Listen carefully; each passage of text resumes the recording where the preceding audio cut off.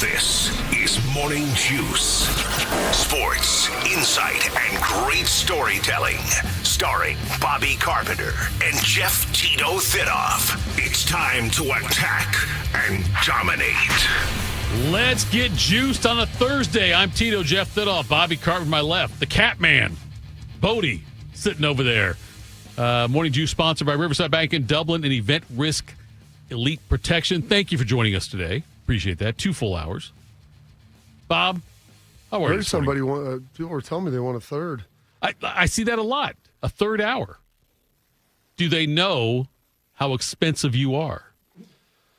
It's a great question. I don't even know how much expensive I am, or maybe how cheap I am. I'm not sure which. You wouldn't be the same price at 3 hours, though, would you? No. Okay. It's not happening. I got you. Yeah. Not that it wouldn't happen. No, I would be game for for it. I do enjoy having the extra hour in the morning, getting over and getting stuff done and getting my day started after this. But, yeah, it would not be. I think, Bobby, for you, because of how busy you are, a third hour would be much more expensive than the first and second hours. Fair? Yeah, I mean, I guess so. That's a good. That's an astute observation by you, Thitoff, to say the least. Look at that. I'm off to a great start today. Bodie, how are you this morning, buddy? I'm doing great, guys. Yeah, I think it's a little bit of the Micah Parsons situation. Yeah. The longer you wait. Right, yeah, the more it's going to... Price goes up. The price goes up. You're right. You add one more hour on there. It's only 23 days to Ohio State, Texas. Cubs beat the Reds yesterday 6-1. Reds in Pittsburgh tonight at 6:40. Guards over the Mets 4-1. Guards play at the White Sox at 7:40. Gavin Williams of the Guardians last night, Bobby, yesterday afternoon, was within 2 outs from throwing the first no-hitter of this season, but then Juan Soto hit a home run. My question, do you care? As long as they get the win. I mean, they got the win, yeah. I mean, I guess that would be a big deal. I mean, I enjoy seeing, like, history made. No-hitters are fun. Like, all that stuff is good. So, yeah, I mean, would it have impacted my life in any meaningful or tangible way? No. Would you have tuned in if somebody texted, "Hey, Gavin Williams is within like 3 outs"? Do you want to? I'd watch the last 2 or 3 innings. If you said someone's taking a no-hitter into 7th, I'd tune in to watch. And what if I told you Gavin bet $1,000 on himself to throw the no-hitter? That'd be fantastic. Then that'd be wonderful. I would have definitely watched even more of it. I wonder if your Highness had that. We'll talk to you tomorrow. NFL football tonight, Bob. Indians at Baltimore at 7:00. Bengals at Philly, 7:30. Las Vegas at Seattle. Pete Carroll goes against Pete Carroll's old team. That's 10:00. Will you consume any NFL preseason action tonight? It's a good question. 7:00, 7:30, and 10. Not at 10. Not 10. No, not 10. Not at 10 o'clock. I'm not staying up to watch preseason games at 10. 7:30? Possibly. We'll see. I've got I got my son's football practice till about 7:30. So when I get home, it is Thursday night. Yeah. I'm really proud of myself because I haven't had a drink in 3 days. Nothing. Is that why your hand's shaking? No, it's good. That's part of it to make sure. It's okay, the assurances. just want to make sure. Yes. I got to make sure that I can survive 3 days. Right. Yes. Most of it's just in the summer. I wouldn't say it's out of boredom, but if I'm at the pool or doing whatever, have a cocktail, no big deal. Sit around Sunday at the pool, have a drink here or there. Friday and Saturdays are my go hard nights. And Thursday's kind of a prequel to that, depending on what we've got going on. So you said, you know what? Boom. I played my first, fully no drink, not even a drink on a round of golf, and I don't know how long. Did you hit the ball well? No, I did. I usually play well if I have a drink or two, and that's why I was thinking about that, and I'm like, you know what? I'm good. I'm going to see if I can get through a whole Monday. Good for you. Tuesday, I didn't have a drink at the game with Shark, which was pretty remarkable. That is. I'm watching Shark suck down those Tito vodka, it was Tito's and sodas, which I enjoy. So I should have went over and got him one more and got one for me. Didn't do that. Had a couple of seltzers sitting in there that I could have snagged. Instead, I grabbed one bottle of water. And then last night I was down in Jackson, Ohio. Oh, yeah, your speaking engagement. And I went down and did my XM show at Schleg's house so I could. You did? Well, at his farm because I had to manage when I was getting off to how long it was going to take to get to Jackson. Sure. And I didn't anticipate some of that. And getting out 23 South, anybody that has to drive that leaving is brutal. Yes. Takes years off your life. Yes.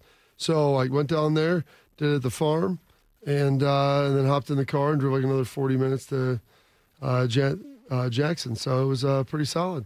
Johnny Cash made a song about Jackson with June Carter. I don't think it's the same Jackson. It might be different.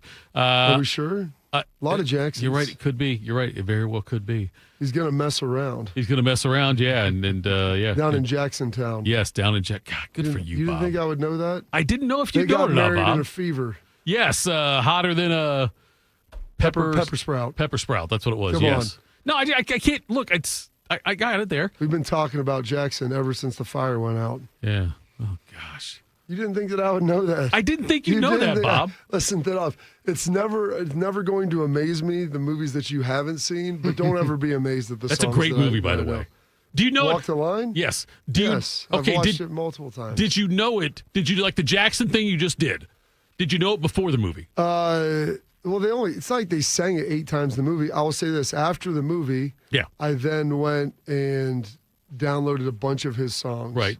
And started listening to them. So yeah, I would listen. I had like a 15-song Johnny Cash playlist, and him and June were in some of them together. It started and I really didn't know anything about Johnny Cash until I watched the video of his cover of "Hurt" by 9 Inch Nails. One of the best videos. Like what? Well, it is. Yeah. I've shown it to some people who've never seen it. Like, that's amazing. Yes. I don't know if I showed it to Beam. Had never seen the video. You probably haven't either, Bodie. It came out when I was like a freshman, sophomore in college, right before he passed away. It was right after June died. Mm-hmm. And then they made the movie subsequently after that. And so I leaned into that. And I'll never forget, on our locker room, my sophomore year, at Ohio State, we had a big whiteboard. And it was one that wasn't really used much. It was, if you come into the locker room, if you've ever been in there, it's a hard right.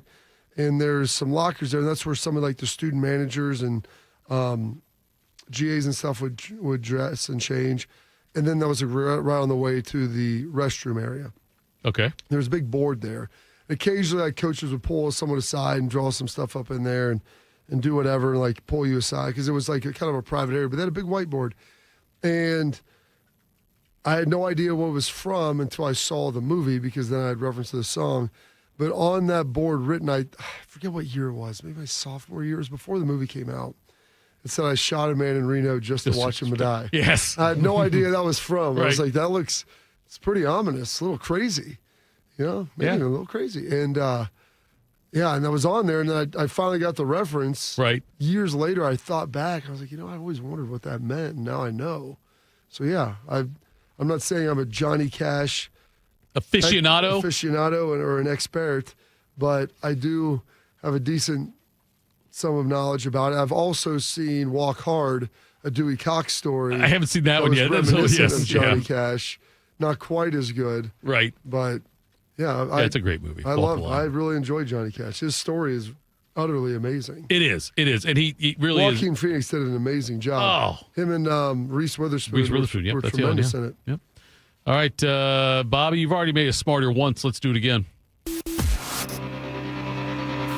Time to get smarter. Morning Juice presents Today in History. Here's your professor, Bobby Carpenter. All right, take it away, General. Bake it away, General? I said take it away. I didn't say bake it away. Give it away, give it away, give it away now. Well, that's Red Hot Chili Peppers. Yes, it is. You're definitely not getting that by me. This date, August 7th, the 219th day of the year, $1.46 remaining in this 2025. This date's 1782. George Washington creates the Badge of Military Merit. You were awarded that if you got injured in battle. They tightened that up to the Purple Heart. Pretty solid. Is Purple Heart the one if you die in battle? That's if you get injured. You were in the military. No, listen, injured's one thing, dies another. I can't remember. I never got injured or killed in the military, but I'm just saying. I don't know. You got pretty sick that time. I tell you, dude, that was tough in that hospital let you bed. out of basic. Yes. Sometimes I fell asleep during that Super Bowl game in the hospital bed. Exactly. This date, 1789, the Department of War is established, later becoming the Department of Defense. 1964, Congress passes the Gulf of Tonkin Resolution. Do you have any idea what that granted, Sean? That's something with the Lord of the Rings, doesn't it? Yeah. J.R. Tolkien. Oh, actually. Traditional spelling. Got it. Yeah, traditional spelling. Granted some broad-based war powers to the president, Lyndon B. Johnson at the time, mostly for the Vietnam War. This date, 1965, It Ain't Me, Babe, by the Turtles is released.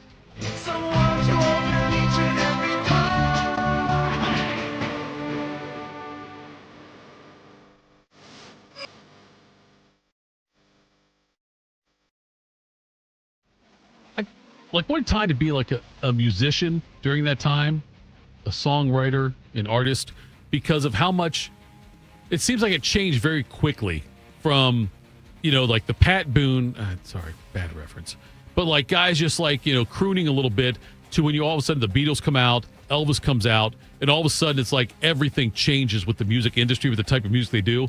It's like they expanded the universe of music when they, around that time. There we go. That's today's Music Minute by Thitoff. Fitbit. A Fitbit. 1969, the Beatles record The End.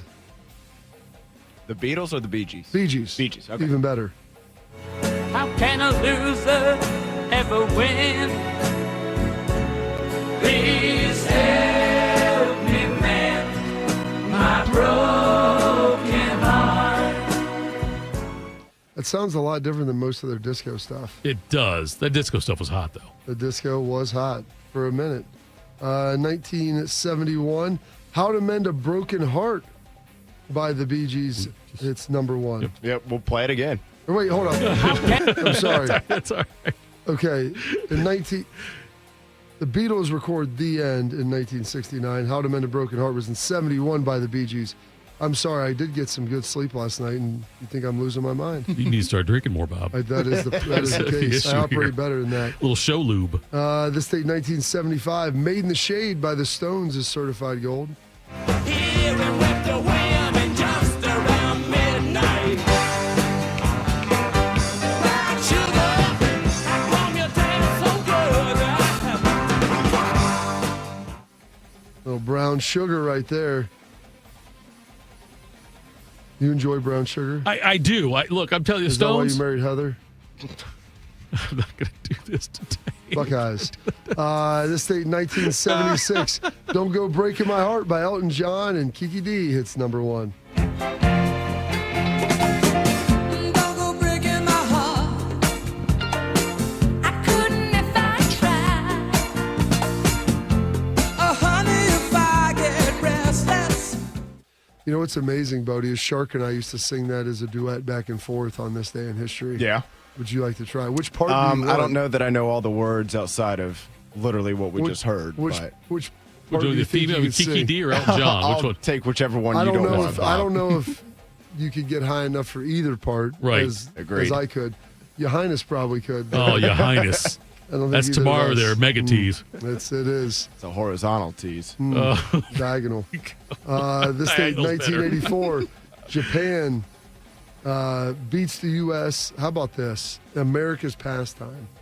This Baseball? had to crush Shark. The first time baseball was in the Olympic Games, Japan beat the United States for the gold medal on this date, 1984. How depressing is that? They just beat them in the beat us, I guess. Look, I should I know. say in the World It's- Classic, World Baseball Classic there last year or two. It is. It's one thing now because the proliferation of Japanese players, but in True. 84, come on, 41 years ago? Bob, if you look at we'll call it the big three sports: hockey, basketball, baseball. The one the U.S. is most likely to lose somebody is baseball. Why? Japan had played baseball for a long time, and Japanese baseball is really good. Hell, we got Suzuki Listen, from there. dude, as of, I don't think they played it before 45. Maybe not. That's fair. That's fair. Especially after that They clip might, we I don't played know. yesterday. They might have played back then. I'm going to look see how old Japanese Repair a lot baseball of is. the Go ahead. fields. This date, 1987, Lynn Cox becomes the first person to swim to the Soviet Union. And I was thinking, there's no way anyone could swim the Atlantic, swim the Bering Strait from Alaska to the Soviet Union over on the western side. This date, 2007, the new home run king was born. The greatest power hitter of all time and one of the great hitters of all time.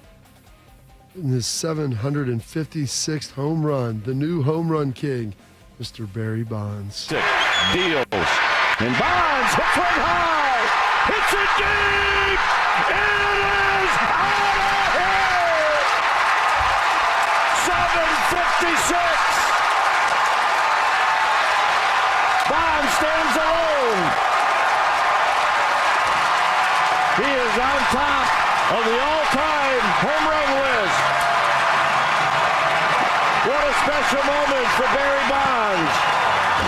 And what a special moment for these fans here in San Francisco. There it is. You couldn't hear it because it was in parentheses, but there was an asterisk. Wearing his size 9.5 hat as he's rounding the bases. At least 9.5. Bob, baseball. The good news was, in like 2009, they said it doesn't matter because there's going to be someone who's clean who hits 800 home runs. That someone didn't hit Mr. 800. Shohei? It wasn't Shohei. This was in like 2009 or 10. People said this. Right. That someone was Alex Rodriguez. Oh, yeah. Clean guy. He was supposed to be the one that he was supposed to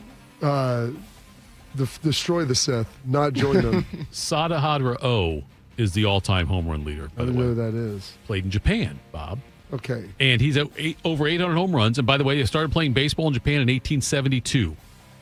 In 1907, they had the first game. Did Tom Cruise bring that over when He he did was also over Last there? Samurai. He The was last. You've seen that? No, I haven't seen that. But he was actually the second Well, Last at least Samurai is the one who you're brought aware baseball of it. over. Yeah, I know. I'm aware of it. Yeah. Generally aware. It's of the survey. 1907, they had the first professional baseball game in Japan. 07, Okay. they were good. Have you seen Last Samurai, Bodie? No, I have not. Oh, it's Add a it good to the one. list, Yes. all right. That can't be a sequel, right? No, there's not. The first Samurai, the first one after the last one. No, you know? this was just the last. They went right to the beginning. Okay. It was like going straight to Return of the King. And then this day, 2010, Jerry Rice is inducted into the Pro Football Hall of Fame. I wasn't the most physical or the fastest receiver in the NFL, but they never clocked me on the way to the end zone. The reason nobody caught me from behind is because I ran scared. That old fear of failure again. It's hard to go into every game with a red X on your chest, and I could feel the hair rise on the back of my neck when people chased me. People are always surprised how insecure I was. I love it when some commentary would refer to an upstart receiver as the next Jerry Rice. That made me work even harder. It was as if I was saying, you're going to have to work so hard to get to where I am. And if you can pay that price, you deserve it. There we go. He had his football Do speed you think was he was reading off a prompter? no, maybe. He was reading off something, yeah. Yes. Okay, so Bob, He had it in front of his he's piece one of those paper guys who or had something. football speed. Like, don't time me in the 40 at the combine. Don't Tell time me who me catches on me. the way to the end zone. Tell me who catches me. That's what I can't. He Jerry was was one of the great. guys. Yeah, He was the most consistent, great receiver Yeah. of all time. I would still probably take Moss or Calvin Johnson, Oh. mostly Calvin over him in a Yes. one-game situation. And what's remarkable is that Mike Evans, did he tie or break his 11 or 1,000-yard receiving? I think he tied it. I For don't know if he's 11 broken it yet. seasons Yeah, with something around 1,000 yards. Yeah, So this would be a chance to break it, which that's a record I never thought would be broken. He was so good for so long. Hell, he was almost still playing when I got in the league. wow. I mean, He said in his speech, too, he's like, I retired, well, he would have been retired. Was it 5 years that you Yeah, have it's to be 5 out years. before you can get into the Hall of Fame? I've been retired 5 years, and I still think I could play today. yeah. I mean, people forget he was with Seattle briefly and then tried to come back at Denver. He just, Didn't Rice play in Oakland too? he was in Yeah. Oakland. Went to the Super Bowl in Oakland. Oh, that's right, yeah. He was a all-pro, I think, Yeah. still there. Some birthdays. The headgear guy himself, turning 90. Can he make it to the end of the month for his final game day appearance? Will he put on Brutus?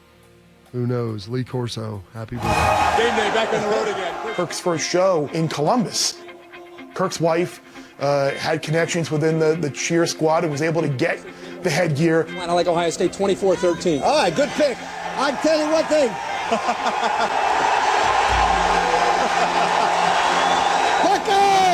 I'll never forget sitting there, and I'm looking over at him. It's the craziest thing to see Brutus, his head, on Lee Corso with a tie on in a suit.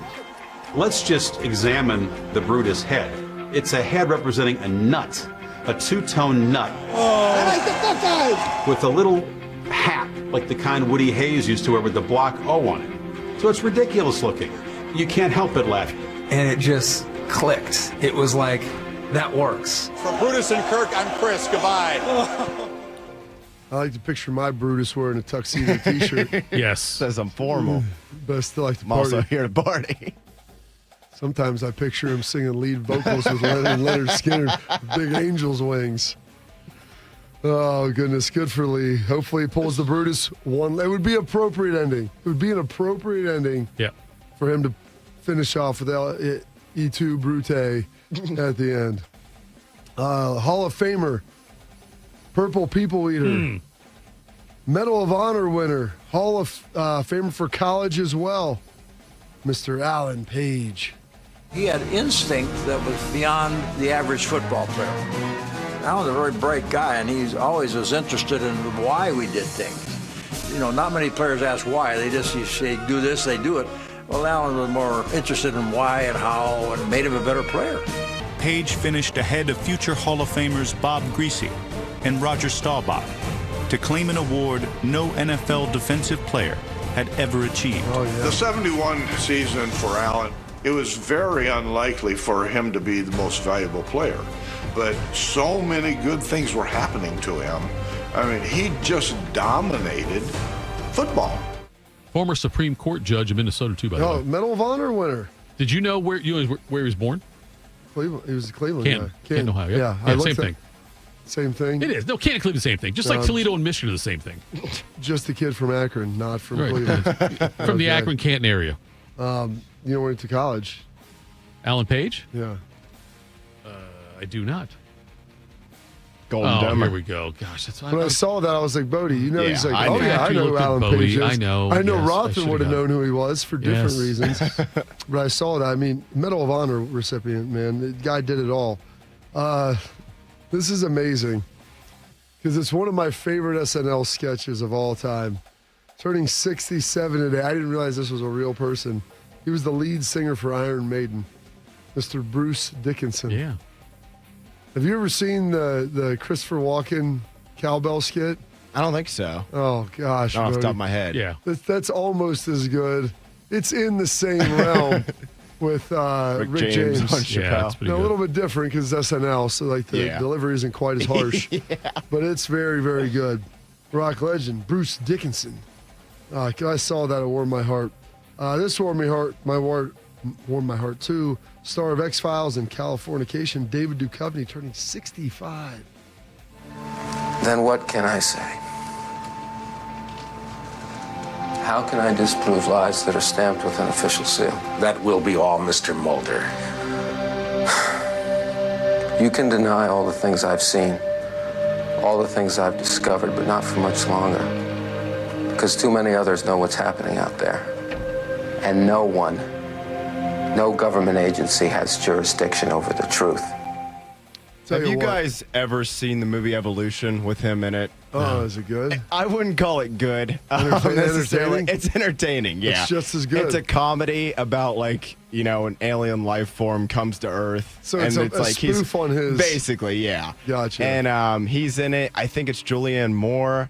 The guy from American Pie, the real goofy one, is it Sean William Scott? Is that name sound right? Yeah. It's like I said, I wouldn't call it necessarily good, but it's entertaining. And Well, Friday nights for me growing up, like must watch X-Files. It was a big Really? deal. Oh, yeah. I've never seen a single episode of it. Really? Yeah. My mom watched it. We would always used to go play basketball at the Y and get back. I think it was on at 9 or 10. It was a later show.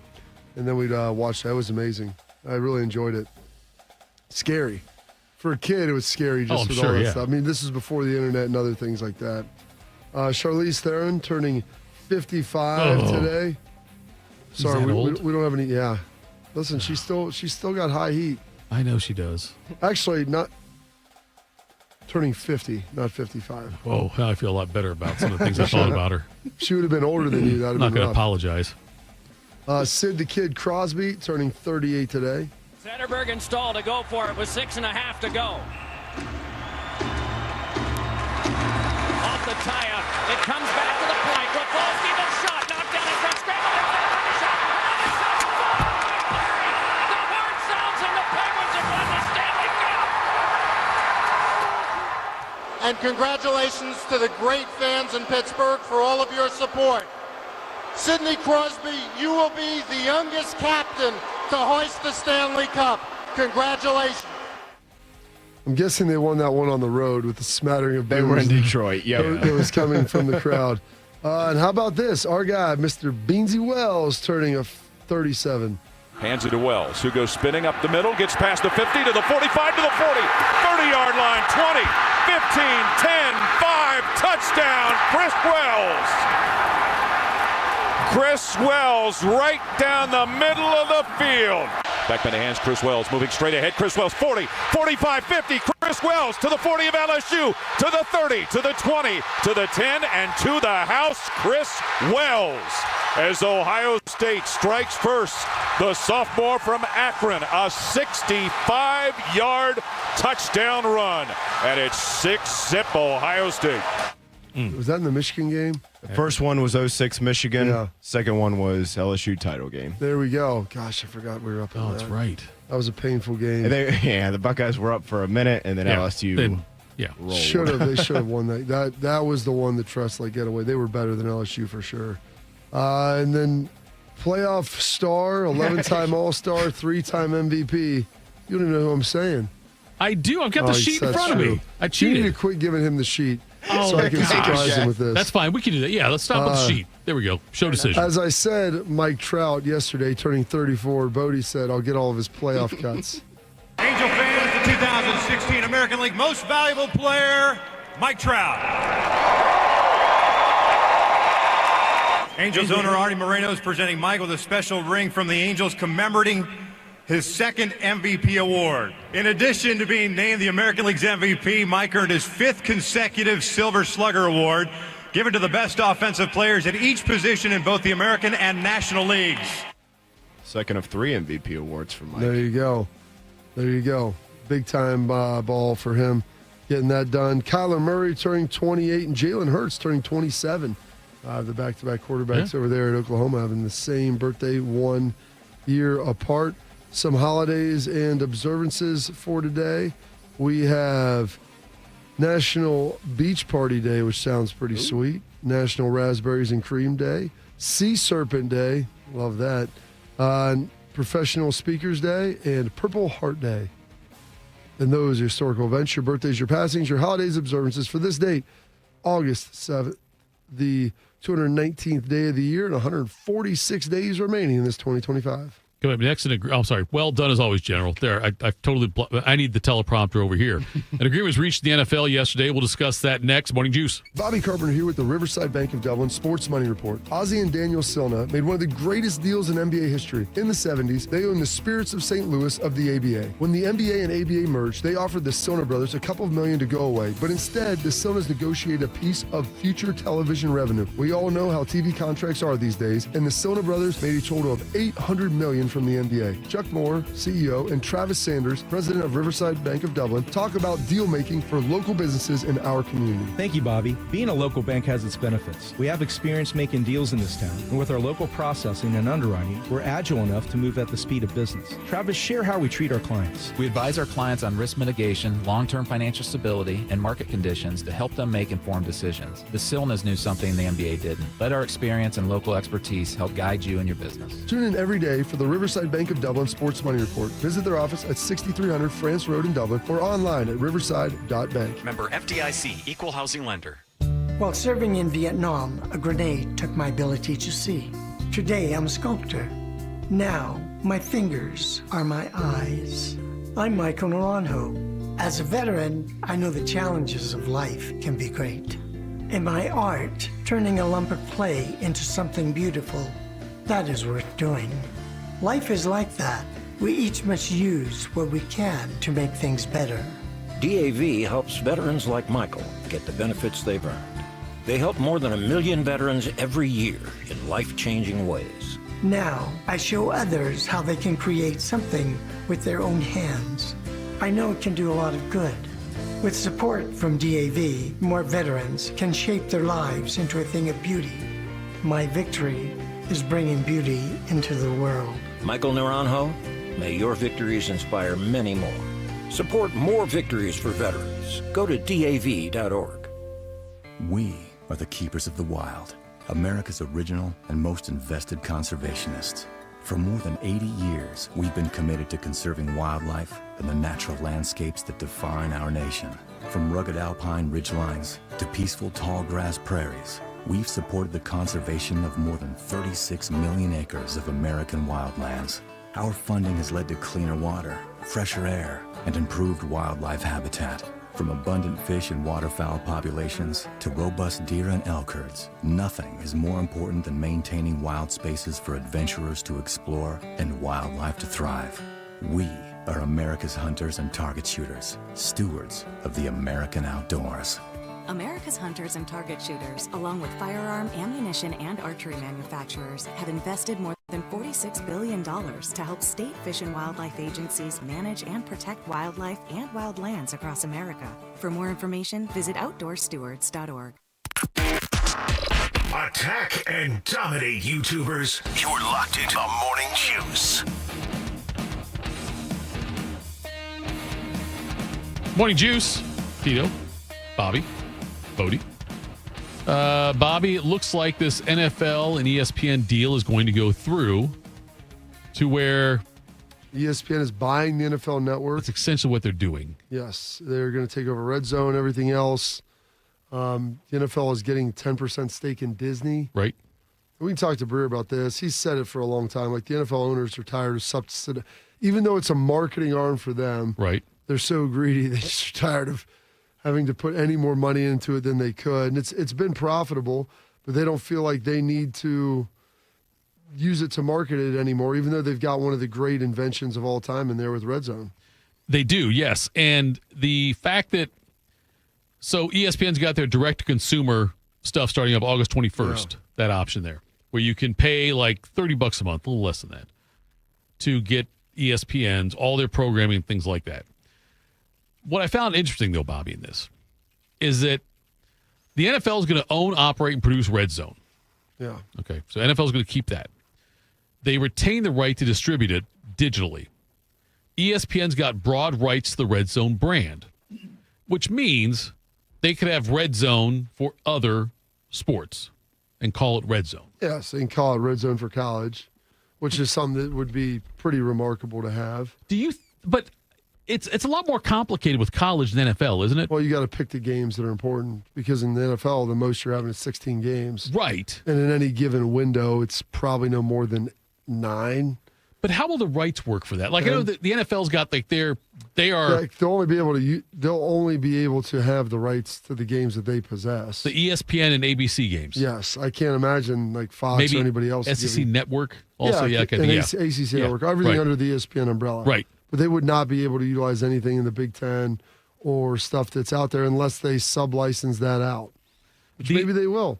The important thing about this is the fact that Redzone's not going to change for NFL. I think that's the key part of this. It's the best thing that they do. Yeah, it really is. Good Morning Football, you can take it or leave it. Right. I mean, they've gutted NFL Network out of there, and Albert's talked about that. But it's pretty remarkable to see kind of how the NFL has just, over the last 10 years, kind of let the NFL Network fade out, and they've been trying to find a way to offload it. And ESPN now looking for direct-to-consumer content, like this is the way to get it done. I wonder, Bob, how much it's going to change the way ESPN reports on the NFL. That's a great question, because now that they are in part, the NFL partners have always been played pretty nice, because there for a long time they were giving ESPN crap games because of stuff that they had said and everything else. The Playmakers series, all that kind of stuff. The Playmakers was 20 years ago. I know what I'm saying, though. It certainly was NFL said don't do it. Yeah, and they did it anyway. Right. And so then they punished them for a long time, giving them Jacksonville and the Colts. Right. Yeah. For their AFC Monday South, night games. baby. Yeah, everyone loves those AFC South games. Fill the records out. Give you a nice a bad Raiders team versus a.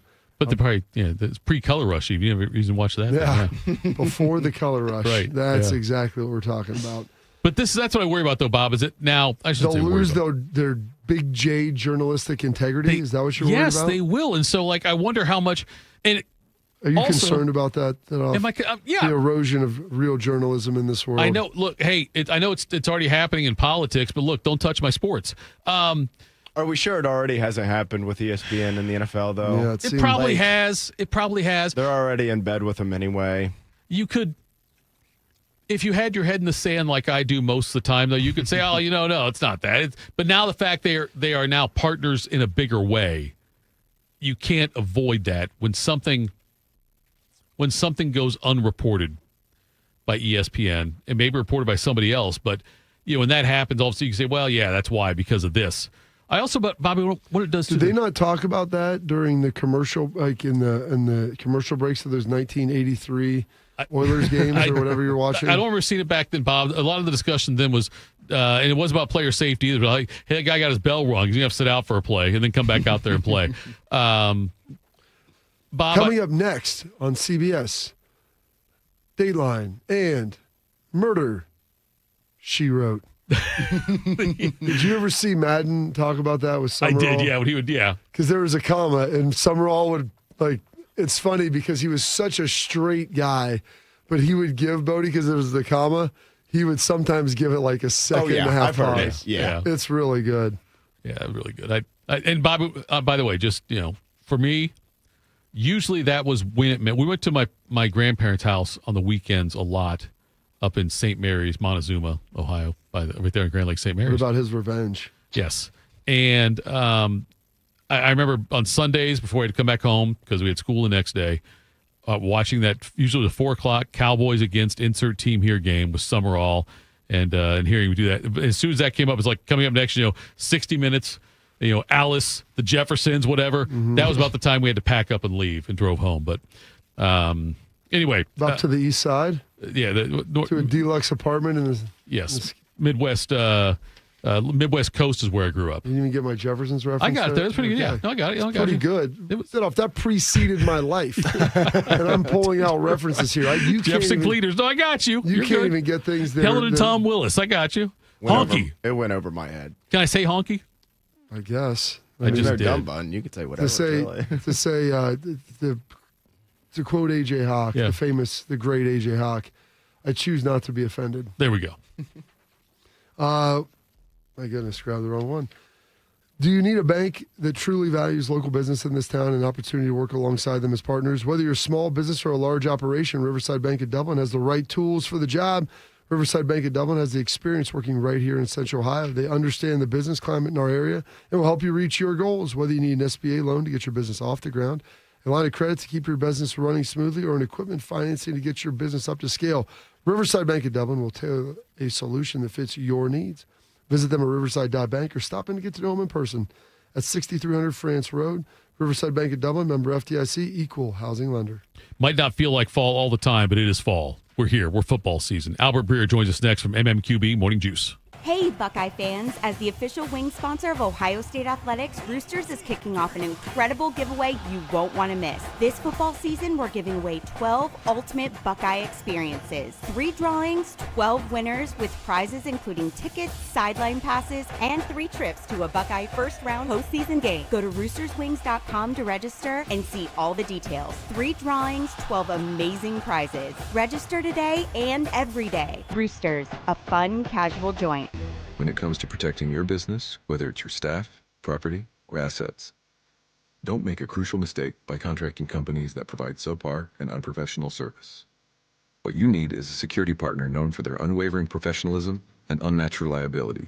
You need Event Risk. Event Risk is a U.S.-based, better-known company that not only specializes in on-site guarding, but also offers armed security associates and executive protection agents. Event Risk, elite protection for your peace of mind. Hello, my name is Eric Rose, CEO and founder of Event Risk Security Services. We are a U.S.-based, veteran-owned company providing protection services and consulting to Fortune 500 corporations, movie studios, celebrities, and high-net-worth individuals. If you're tired of fluff margins with low compensation for poor-quality security officers and the endless revolving door of vendor staffing, then give us a try.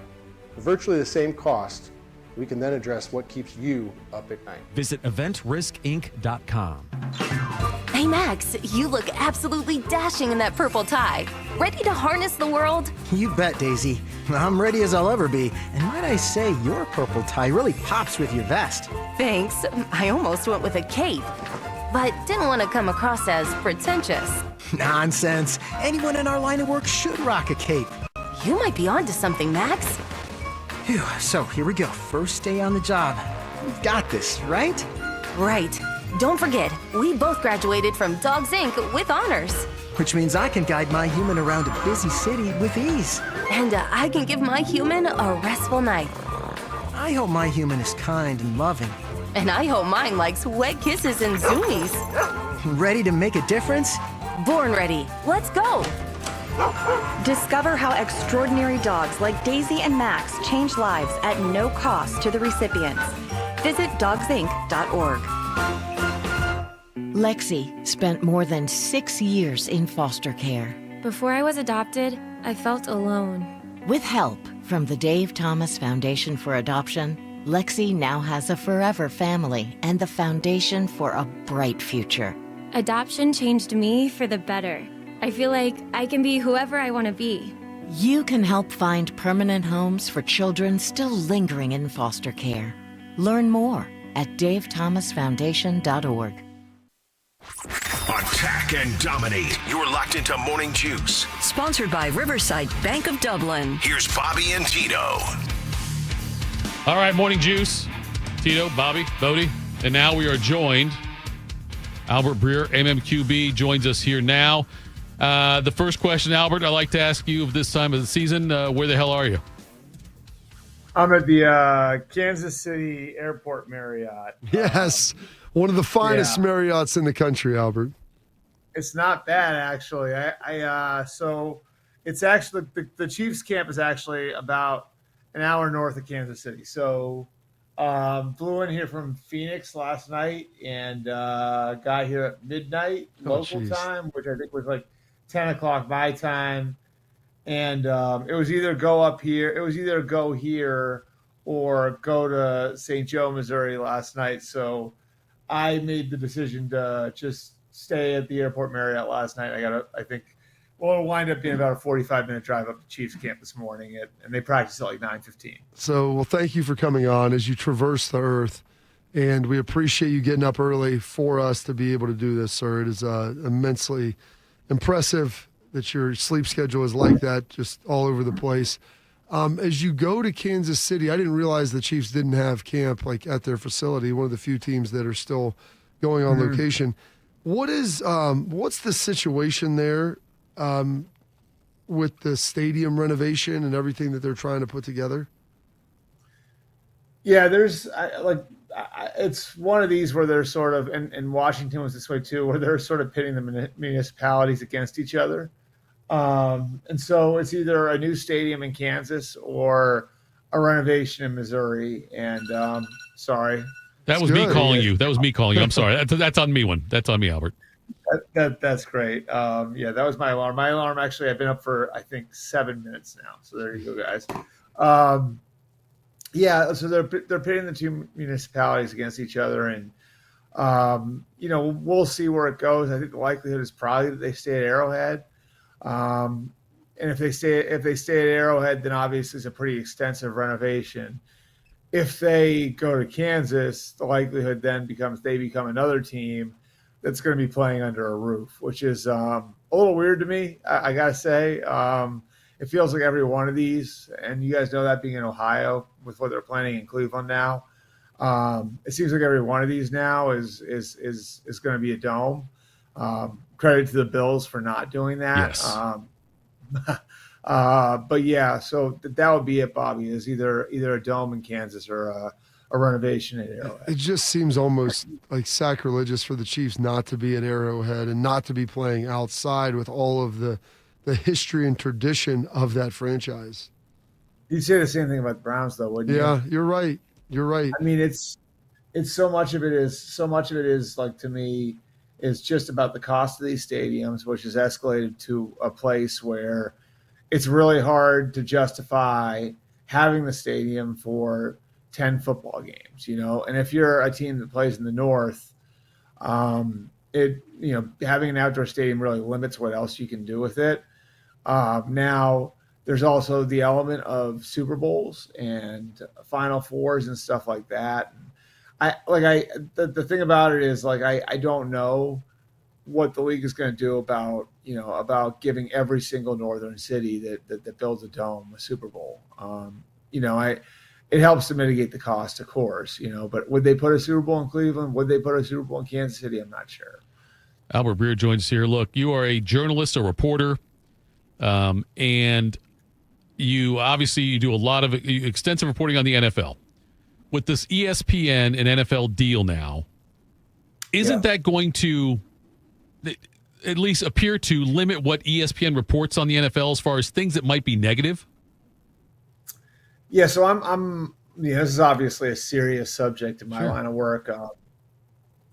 Seth Wickersham and Don Van Natter are good friends of mine, and obviously they're the guys I think that we'd be talking about when we're discussing this. And the sort of work that they do that I think is really important watchdog journalism. I think it's something that everybody's gonna have their radar up for, because I would just tell you this, at first, I think it'll be fine, and at first I think everybody's intention will be to let everyone who's there do their jobs. I also worked at NFL Network for 6 years, so I know that these things can change, and a lot of things that can change based on who's in charge or who winds up being, in the line of fire when it comes to some of this reporting. So, my guess would be is that at the beginning, you're going to get a lot of people saying the right things. Now, what happens when Woody Johnson is there's a big piece coming out on Woody Johnson as handling of football matters? What happens, when there's a situation like there was with Jimmy Haslam and the truck stops 15 years ago? What happens when, there's something critical on Roger Goodell's tenure or something that the league's done? How is that handled? Because I think we've all seen it, right? How much of that stuff makes it onto an NFL broadcast now? Yeah, not much. Yeah. I mean, you just don't hear about it a lot on NFL broadcasts, and I don't think that that's a mistake, So, it's something I think that we all have to watch, and I think it's, again, there's important stuff that's done there, and there's important work that's done there, and I had some great bosses at NFL Network. I covered the lockout there, where day to day I'm covering ostensibly my bosses locked in a huge fight with the players union. I covered the Ray Rice case for NFL Network, and I know those things can be tricky. So I think it's something we're going to have to just wait and watch evolve over time. So one of the other things that's out there right now, and speaking of critical coverage, I mean, Jerry Jones and Micah Parsons, the saga just gets weirder and weirder, Albert, with the things that he comes out and says, because he's always available to the media 100% of the time. And I also have another question, we'll get to that with this and succession planning.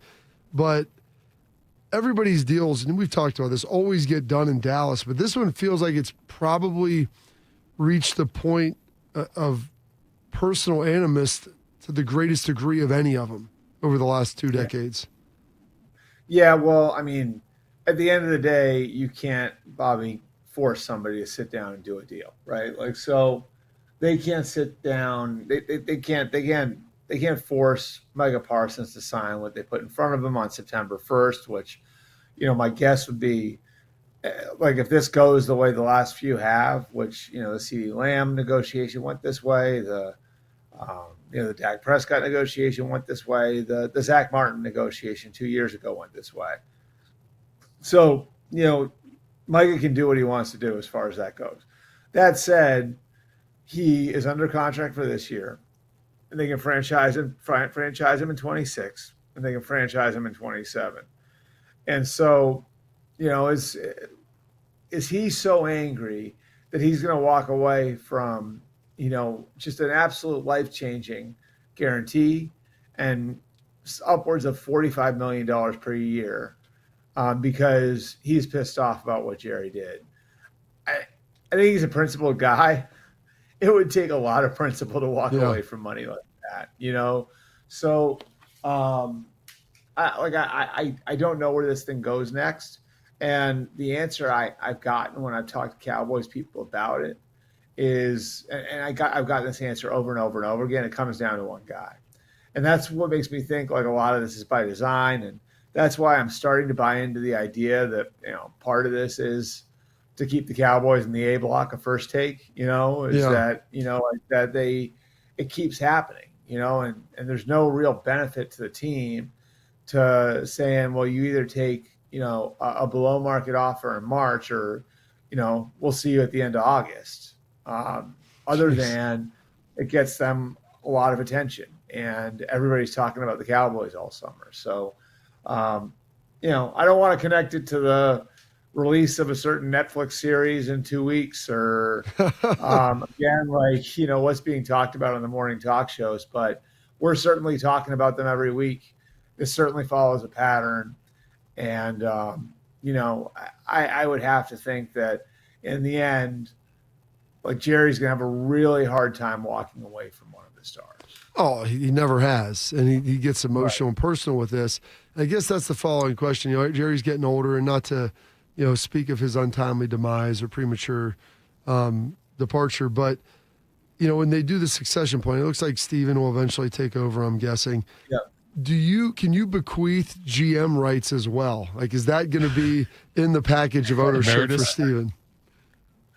Yeah, I mean, that's going to be up to Steven. The interesting thing about Steven versus Jerry, Bobby, is like Steven actually is like a lifelong football person. Yeah. You know what I mean? Like Steven actually, like, it's really the only job he's had. You know, he was in his 20s when Jerry bought the team, and, you know, he's been intimately involved on the football side, really since, again, the time he got out of college. So this is sort of his life's work. And so I think Steven versus Jerry, like what the franchise looks like, that's going to be really interesting because, as you know, Bobby, Steven's been the one that sort of talked Jerry off the ledge with a lot of things. You know, I in 2014, yeah, I mean, that's what I was going to say. In 2014, he's the one who talked Jerry out of taking Johnny Manziel, and we all know how that like wound up. Like, we know what happened to Manziel, and we know how it turned out with the guy he did pick, which was Zach Martin, who's probably going to be a Hall of Famer. You know, so you know, I think Steven will probably manage the team a little bit different than Jerry. He will be involved in football, I'm sure, because he has been his whole life. Will the GM title be part of that? We'll see. Albert Breer joins us from MMQB here on Morning Juice. Okay, so Micah Parsons, Trey Hendrickson, Terry McLaurin, James Cook from Buffalo.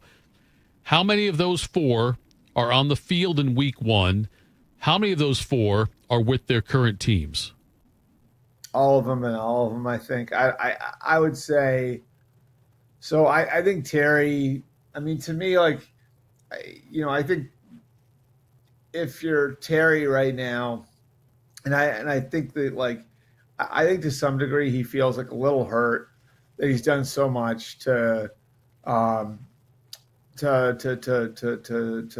that franchise around. And I know, just having talked to him about it, how much pride he takes in being a one franchise guy. I don't think on the team side that this is personal at all. You know, like, I think that this is sort of a data driven thing for them and paying older players. I just have such a hard time because the sides are too important to one another to not see them getting a deal done. The Hendrickson thing, I think as far as the big number goes, they're there now.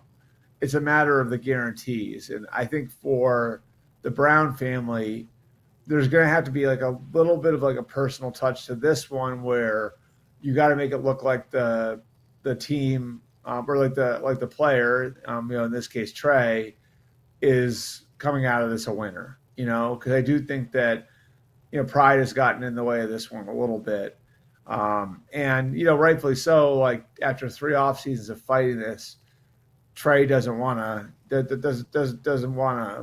come out of this a loser. And then the James Cook thing, they moved closer to a deal. And I just ultimately think if you're a running back, it's really hard to walk away from guaranteed money. And then Mike and Jerry, we talked about that one. I think that winds up probably looking like the other ones do. So I think all 4 of them get done. Is it possible that like 1 or 2? I don't think any of them is a lock, is what I would say. But I do think if I had to guess right now, I think all 4 of them get done. Shedeur Sanders starting for the Cleveland Browns. Now, some of that may be out of necessity. They're banged up. You would have never thought coming into this camp, Albert, that they would have brought in Hundley. I mean, with all the quarterbacks they had, just throw someone else in the mix. How important is this preseason start for him? Could this catapult him into a position of being able to be the guy this year? I mean, it'd be a step. I don't think it'll be the guy in week 1, if that's what you're asking. But it would be a step towards earning playing time at some point this year. He's got a chance to really impress people because they're not playing a lot of starters. I believe the Panthers are going to play their starters tonight, right? So if he's able to move the ball with the 2s and 3s in there, it could get to a point where it's like, yeah, let's take a second look. Part of the problem for Shedeur, Bobby, is that they have 10 other guys in that huddle on a daily basis. They've got to get ready for the season. And a big part of it, and people don't want to pay attention to this, is a quarterback's ability to operate the offense at a high enough level. And I'm just talking about the operation itself, not throwing the ball or, people can do all the passing stats they want during camp and all of that. Like, can you get in the huddle? Can you get the offense out of the huddle? Can you call the play in the huddle? Can you make the adjustments to the line of scrimmage? Like, all that little stuff. Like, if you can't operate the offense at a high enough level in practice, you're holding the other 10 guys back from preparing for the season. And to this point, Shedeur's been behind in that department. The reason why Dylan Gabriel's getting first-team reps is because he can do a lot of that stuff already. So, that piece of it needs to come along. But if Shedeur goes out there and shows something, against the Panthers starters with a bunch of Browns backups, then yeah, of course, that could motivate the coaches to try to give him a longer look in practice. And the only way that he's going to earn playing time, in the fall is, by showing what he can do in a practice setting. He's traveling more than Magellan or Christopher Columbus. He's Albert Breer from MMQB. Thanks for the time, bud. We'll talk again next week. All right, thanks, guys. That was Albert Breer joining us there, MMQB. Always love having him on, Bob. Well, it's amazing that he does that for us. Yes. From all across the country. Yes. At any given time, just a great human being. Coming up next, quick hitters, Morning Juice. It's been a real journey since 2014 when I first had my injury. I realized that my home was just not working for me and that it was time to ask for help. Homes for Our Troops is really giving me my life back. The shower allows me to go in and turn around with my chair, pull down storage racks, automated door systems, hours of my morning given back to me. Adaptive sports are a huge part of my life, a huge part of my healing journey as well. Homes for Our Troops helped with making sure that I had a home gym so that I can continue to train. This past year, I was able to host Thanksgiving in my home. And it was the first time I was able to have my whole family in one place and I was able to contribute to the meal. There are a lot more veterans in need, and Homes for Our Troops is going to be there to help them too. Homes for Our Troops builds and donates specially adapted custom homes nationwide for severely injured post 9/11 veterans and enables them to rebuild their lives. Join our mission at hfotusa.org. Once there was a man who couldn't stand. A mom who couldn't wait. A scientific community that said it couldn't be done. And then you. And then I. And then we. Brought neuromuscular disease into screaming color with the Muscular Dystrophy Association. For 75 years, our voices have thundered through the halls of Congress. We've willed the impossible into existence. We've pushed the science, raised the funds, shifted the narrative, and transformed the reality of life with neuromuscular diseases. For 75 years, we've built communities together. Established the field of neuromuscular medicine, and made it thrive. Call that a legacy. Call it impact. Call it momentum. Just call it ours. Because it's the generations of community heroes that give MDA the strength we have today. And until neuromuscular disease is a thing of the past, you couldn't stop us if you tried. Join us and celebrate 75 years of breakthroughs at MDA75.org. You know what hope is? Hope is action. Carving a path forward, even when it's hard. And kids who still know how to dream. They're the best pathfinders of all. So at Child Fund, hope means helping millions of children living in poverty worldwide to grow up healthy, educated, skilled, and so all those good things can come true for them. Safe. And that means safe at home, safe at school, and safe online. Hope means walking this path together. All of us. Because when we work together, we can do so much more. That's right. Hope includes you. Child Fund, because we need each other. To learn how Child Fund works with children in 23 countries to help them achieve their full potential, visit childfund.org. That's childfund.org. Proud to be your go-to sports edition. WBNS, WBNS FM, HD3 Columbus. The Fan 3, Ohio sports destination. Bobby played for the Dallas Cowboys. Tito wears assless chaps. I'm dead sexy. You're locked into Morning Juice. All right, Morning Juice. Thank you to Albert Breer for joining us. Love having him on no matter where he's at in the world every single week. That's been great. But now, though, we shift from Albert Breer to our friend Bodie. Morning Juice presents Quick Hitters. Sponsored by Dr. Mark Levy. If you're snoring and not sleeping, call Dr. Mark Levy today at 1-800-MORE-SLEEP. He's Bodie Wells. Good morning, Bodie. Happy Thursday, fellas. We'll start here in the NFL. Fights occurring during NFL training camps, especially joint practices, is not a foreign idea. But what you do not see every day is the head coach diving into the fights to break them up and then coming out of the pack with a battle wound of his own. But that's exactly what happened during yesterday's Patriots-Commanders joint practice after New England rookie running back Travion Henderson, I think a lot of people know him, apparently took a defender violently to the ground during a block. A scrum broke out between the two teams, and one of the first guys into the fight to break it up was none other than Mike Vrabel. After players were separated, he exited the pack holding a towel to his face because of a wound that he suffered in the action. And Vrabel apparently told his wide receiver, Demario Douglas, you should have seen the other guy later on in practice. Bobby, I feel like if I had told you this story with anonymous names, you probably could have easily guessed which NFL head coach was the first one into the action to do all that. I mean, on the board would have been heavy favorite. He's like Scheffler. Minus 10,000 would have been Mike Vrabel and Dan Campbell at equal numbers. So it's just you got to hedge it out and figure out which guy it was. It's amazing. It surprises me not at all for Mike. I mean, he's going to get in the mix. He's going to be a part of that. Like, that's just who he is and what he does.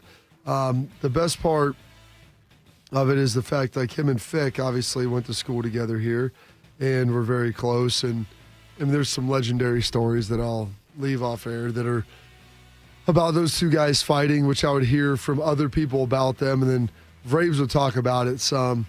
Fick would never talk about it because he was our coach, so he couldn't just confirm or deny any of the accusations.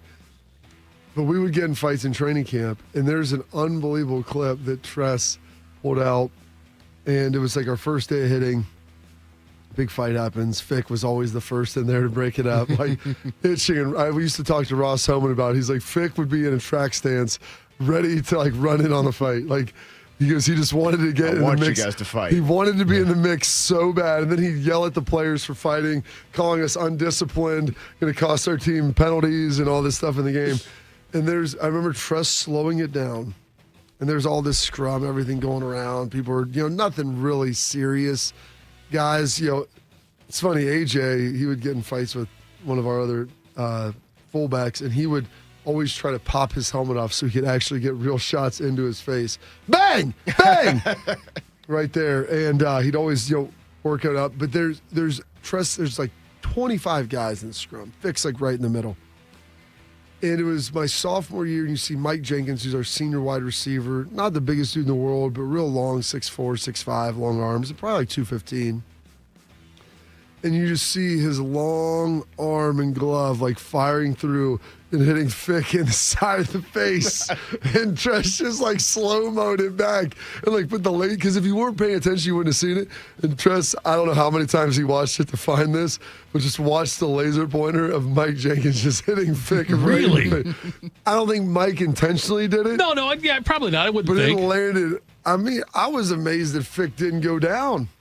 And so when I heard this story about Braves, that's the first thing that came to mind. I'm like, these guys, man, they're going to be 55, 60 years old. Who's Tart? Who was the head? Bud Grant? Bud Grant. Yeah. Like Bud Grant for the Vikings, still out there just mixing it up, wearing polos and 0 degrees and fighting players. Bobby, yeah, and I was trying to think about that when I saw the story about Vrabel. I was thinking, which coach would be the other one? Campbell's that's a great call by you. Those are really the only two. I was thinking about the two. I couldn't think of another. I was trying to think the least likely. Who would be the least likely to jump in? Andy Reid. He can roll Andy in there. Pete Carroll probably. He's old. Pete's got some spunkness. Right, He'll get yeah. in there. I would have to say my World of Warcraft man down in Miami. Mike McDaniel. Mike McDaniel. He's not getting involved in that. He would joke about not getting involved in that. Yeah, he would. I mean, Mike McDaniel, dude, Bodie's posting up Mike McDaniel, like taking him down. Like, there's zero chance he's getting in a fight with 320-pound guys. Who's the coach for the Texans? DeMeco Ryan. He might get in. DeMeco was never like a hothead, though. I mean, Dan and Mike, a little bit more different players. DeMeco's tough. At his introductory press conference, Dan Campbell was talking about biting off kneecaps. Which is amazing.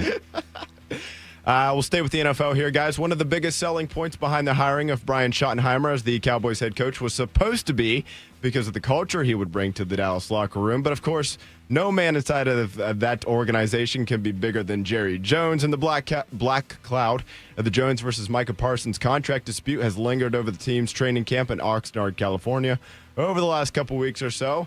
And quarterback Dak Prescott's message to the star pass rusher was the exact sort of frustration that you would expect. When he was asked if he's reached out to Micah, Prescott told the media his message to Parsons was this: bleep, man. He knows what that means. It wasn't bleep you, Micah, or bleep the team. It's more of a bleep. This is a frustrating situation for everybody involved. Since they walked off the field as the Super Bowl champs in January of 1996, Dallas has won a grand total of 5 playoff games, and they have not gone beyond the divisional round since then. Good news, though, Tito. Jerry can continue to love himself some Jerry. I was involved with that first one, Bodie. We broke the ice. I thought it was going to go to great places after that. Yeah, it did for the Vikings. Bobby, it's interesting to me that, and I know, Bodie, the other day we talked about this. I don't know where it was you heard it, like would tell Jerry Jones he can win a Super Bowl, but can't do any press, whatever about it. Can't do any kind of media stuff. And I'll even do one better. He can still do media, but he can't be on the podium to take the trophy. Bob, that's why I'm starting to wonder. Like, meet us in the middle, Jerry. Like, I really do want to believe how much Jerry Jones wants to win a Super Bowl before he dies. Just on his terms. Yes, without Jimmy Johnson's team. I want to see him do that. I want to believe that he wants to do it. Tito. Okay, I misspoke there. I want him to want to. I want you to want me? Yes. Cheap trick. But I don't know, Bob. As all this kind of stuff goes on, it just seems more and more like all he cares about is people talking about him. Yeah, Tito had these shirts that he made that said, "I love me some me." Yeah. I think Jerry may have grabbed one out of the box when no one was looking. I think he wears that underneath his suit all the time. If he wanted to win, wouldn't he have gotten this done? Booby in. What's Let that? Booby spin. I just say, Bobby, I don't know if he really wants to win. He's never seen Friday Night Lights, so No, I haven't seen that one. Booby would die to be out on that field with you tonight, Tito. Got a feeling it's a football movie by the name of the title. Yeah. Good call. But Bob, doesn't it seem like, though, it's like if he really wanted to win a Super Bowl, wouldn't he move heaven and earth to get this done? He is. He is moving heaven and earth. What was said is said. What it is, and either the deal gets done or the deal doesn't get done. Jerry said he thought they had an agreement in place.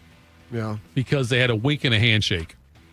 Jerry said that's how I bought the Cowboys. Right. Yeah. Wink and a handshake. Well, the problem was then you saw. That was 50 years ago. Well, but not even that. That was probably like 40, not even quite 40 yet.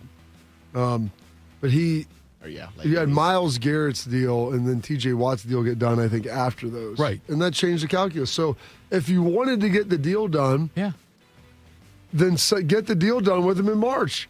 Right. Oh, and if you take Parsons at his word, which in this situation at least, I'm much more inclined to believe him than Jerry. He was wanting to do a deal last year. Yeah. And Parsons has said, like, he wants linebacker, top not dollar, quarterback. but he has said he would have taken top of the market, but I think doesn't have to be number one, but exactly, in that and it doesn't ballpark. have to smoke it either. Yeah. I think the highest paid player now, non-quarterback, is 40 or 41. With T.J. Watt getting his new deal.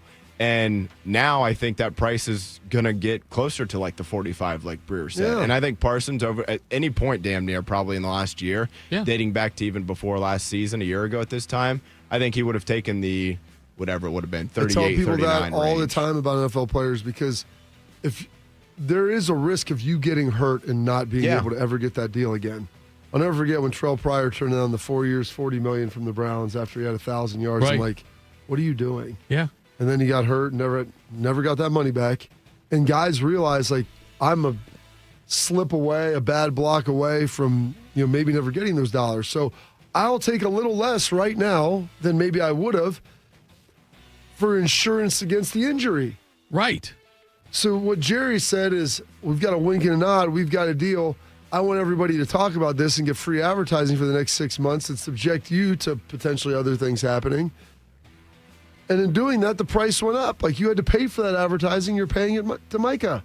Le'Veon Bell is the poster child for this. Yeah. He really is. Now, Micah, he just turned 26. I know you can get hurt at any age, but I'm just saying, God, he's so young still. He's got so much good football left in him. It baffles my mind, the fact that this deal has not been done yet. And I know there's been discussions over the last handful of years about Parsons and his, leadership or maybe lack thereof in the locker room. And I'm not in the building, so I can't, speak on some of that stuff. But if it's not catastrophic, he's not a bad guy. I don't think so either.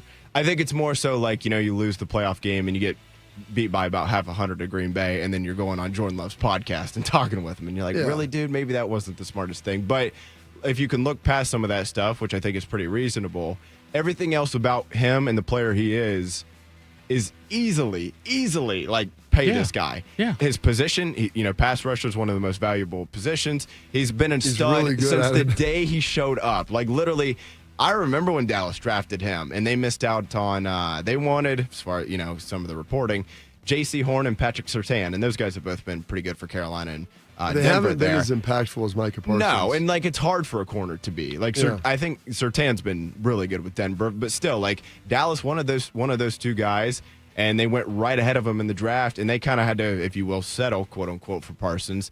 And he has been a star since he showed up. Yeah. They were going to play him at linebacker, and I think it was DeMarcus Lawrence who got hurt in a preseason game, or maybe, they literally were like, well, I guess we'll put him at edge. And all he's done is produce at the highest level with the position.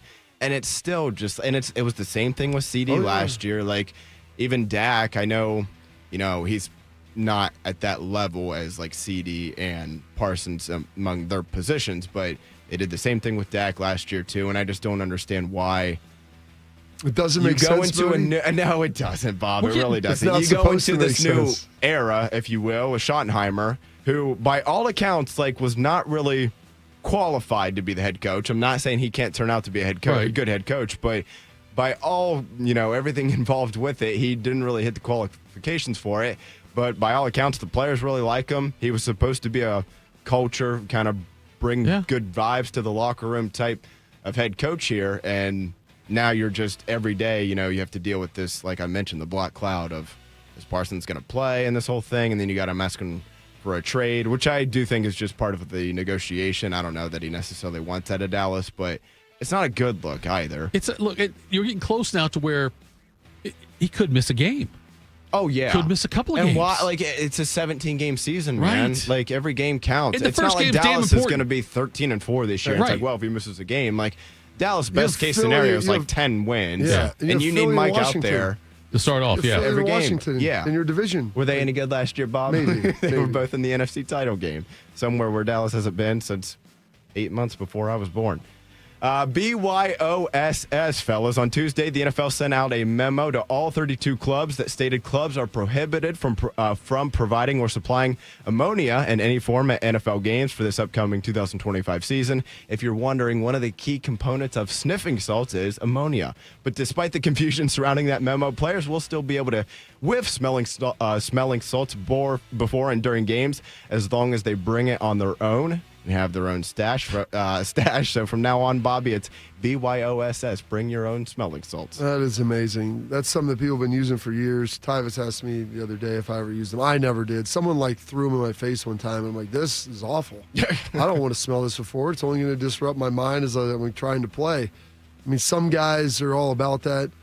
They take, there's different caffeine stuff or things to get you amped up. I mean, that was never really a thing for me. And I hated the smelling salts. I don't know why they're doing this. It's probably more of a perception than anything. Like, hey, we're not endorsing it. You can still use it because we like the fact that you do, but we don't want to endorse it anymore. And so we're not going to provide it for you, I guess. I don't know. Bob, it sounds like, so the purpose of it is if you're out of it a little bit. These guys, that's not how they use it. It's not? No. They use it before you go out on the field. Really? Yeah. So I remember, I think boxing used to use it. I know. They put it under, get you back. This is not that. This is a situation where they literally put it in Gatorade cups. If you ever at a game and you watch guys before kickoff, they go out on defense. Most of the defensive players, some offense, but they'll sit there and they'll fill this Gatorade cup up with them, and you'll see them holding them under. Yes. See, is it just kind of a shot of adrenaline almost? Dude, it smells like you're smelling ammonia. I mean, like Vicks Vapor Rub, right? I don't even know what that smells like, I guess. It's like it'll wake you up. Okay. It'll wake you up. It'll get you going. Probably just for a second or so, right? Yeah, I guess. I mean, that's the thing. It's not like you're ingesting it. It's like you're taking down a red line. Maybe people do. I watch guys jam in their nose, which that's got to be burning up the lining of your nose. It can't be good for you. It's weird. The NFL says, we're not going to do it because you can't do it because it's not safe. We're not going to provide it to you anymore. Right. But if you want to do it, you know what? Go ahead. That part seems weird to me. Like it's a restaurant saying, hey, we don't serve alcohol. Bring your own in, though. You know what I mean? We're not going to serve it because we don't want to be liable for anything. It's a weird spot to draw the line. Yeah. It's just a perception thing. It's all, the NFL is just all CYA now, and they could say, hey, we don't endorse it, guys. I mean, they're free to do it themselves, but we're not going to provide it for them. I mean, that's terrible because it's probably come up in some of these different concussion lawsuits and different things like that. Because maybe they did use them for that, but the most prominent time I ever saw them was before guys would go out onto the field. But you never used one? You never had one? Once or twice. I did not like it. I don't enjoy them. They smell so bad. It's to me, it was always disconcerting. I would smell like someone would come up behind me, get some of this. I'm like, dude, no. I'm thinking about what's going on, putting myself in a mind space. Like all you did right there is disrupt my train of thought and force my mind away from what the task at hand. When you said all you did and paused for a second, it was week in a country. Bodie was going to say week in a country. That's what he wanted to do. I knew it. I saw it in his eyes. He wanted to say it. Coming next, a little animal spoke yesterday. We'll share that with you next. Morning Juice. When it comes to protecting your assets, you need a security partner. Event Risk Security Services is a U.S.-based veteran-owned company providing protection services, consulting to Fortune 500 companies, movie studios, celebrities, and high-net-worth individuals. If you're tired of fluff margins with low compensation for poor quality services and an endless revolving door of vendor staffing, then give them a try. They're virtually the same cost, and they can address what keeps you up at night. Event Risk. Check them out at eventriskinc.com to learn more. Hey guys, 13-year NFL veteran and Super Bowl champion Jason McCourty here, and I'm an innovation ambassador at FAIR, Food Allergy and Research Education.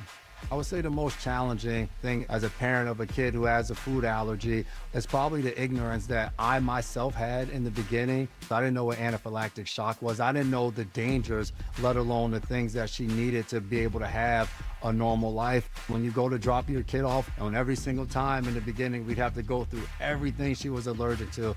Preparation is everything. And me, for playing football for 13 years, it was all throughout the course of the week. It's getting ready for game day.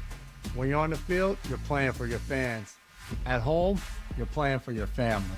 My playbook, read labels, keep it allergy friendly, and have an epinephrine nasal spray as a backup plan. Because when my family's safe from food allergens, that's the real victory. Visit foodallergy.org to learn more. We ask parents who adopted teens to share their journey. Nathan has taught me to embrace the moment. Age-wise, I'm in my late 60s. I'm old enough to be his grandfather. Will he be embarrassed to acknowledge me as his dad?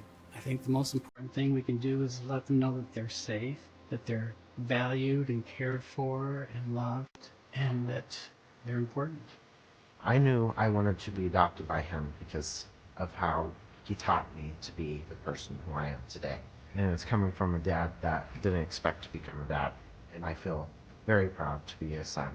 That was what he needed, and he was what I needed. Every day is full of new opportunities. That's what it's been about, realizing the simple things that it takes to make such a huge difference in these kids' lives. Learn about adopting a teen from foster care at adoptuskids.org. Brought to you by Adopt US Kids, the U.S. Department of Health and Human Services, and the Ad Council. When it comes to a gun suicide attempt, all it takes is a moment. Heather and I had an argument just like any other couple. I was lost. I had snapped. I had a gun and I was going to take my own life. Heather helped me realize that there was still a life to live for the better of myself, my family. My weapon is now safely put away. A moment of crisis can happen to anyone. Store your guns, locked, unloaded, and away from ammo. Hear more safe stories at endfamilyfire.org. Brought to you by Brady and the Ad Council. Tito has had 2 wives. They've both been named Heather. If you know someone named Heather, please warn her. This is Morning Juice. All right, Morning Juice. Damn, the show's flying by, Bob. It always does. We are here on a Thursday. It's my amazing gift. Is that what it is? I should be thanking you for this. Well, not really, because your life's just churning faster towards death now. You know, quickest 2 hours, but that's 2 less hours you have, 2 less sands you have in the top. Yes, that is very true, Bob, and I appreciate you. If you want to go back to having a nice long life, go sit in your high school chemistry class again. Sit there and grind that out. God, I was. Or next time Bob's off, we'll find somebody else to fill in and make it really drag. We'll do. That's what we can do. That absolutely.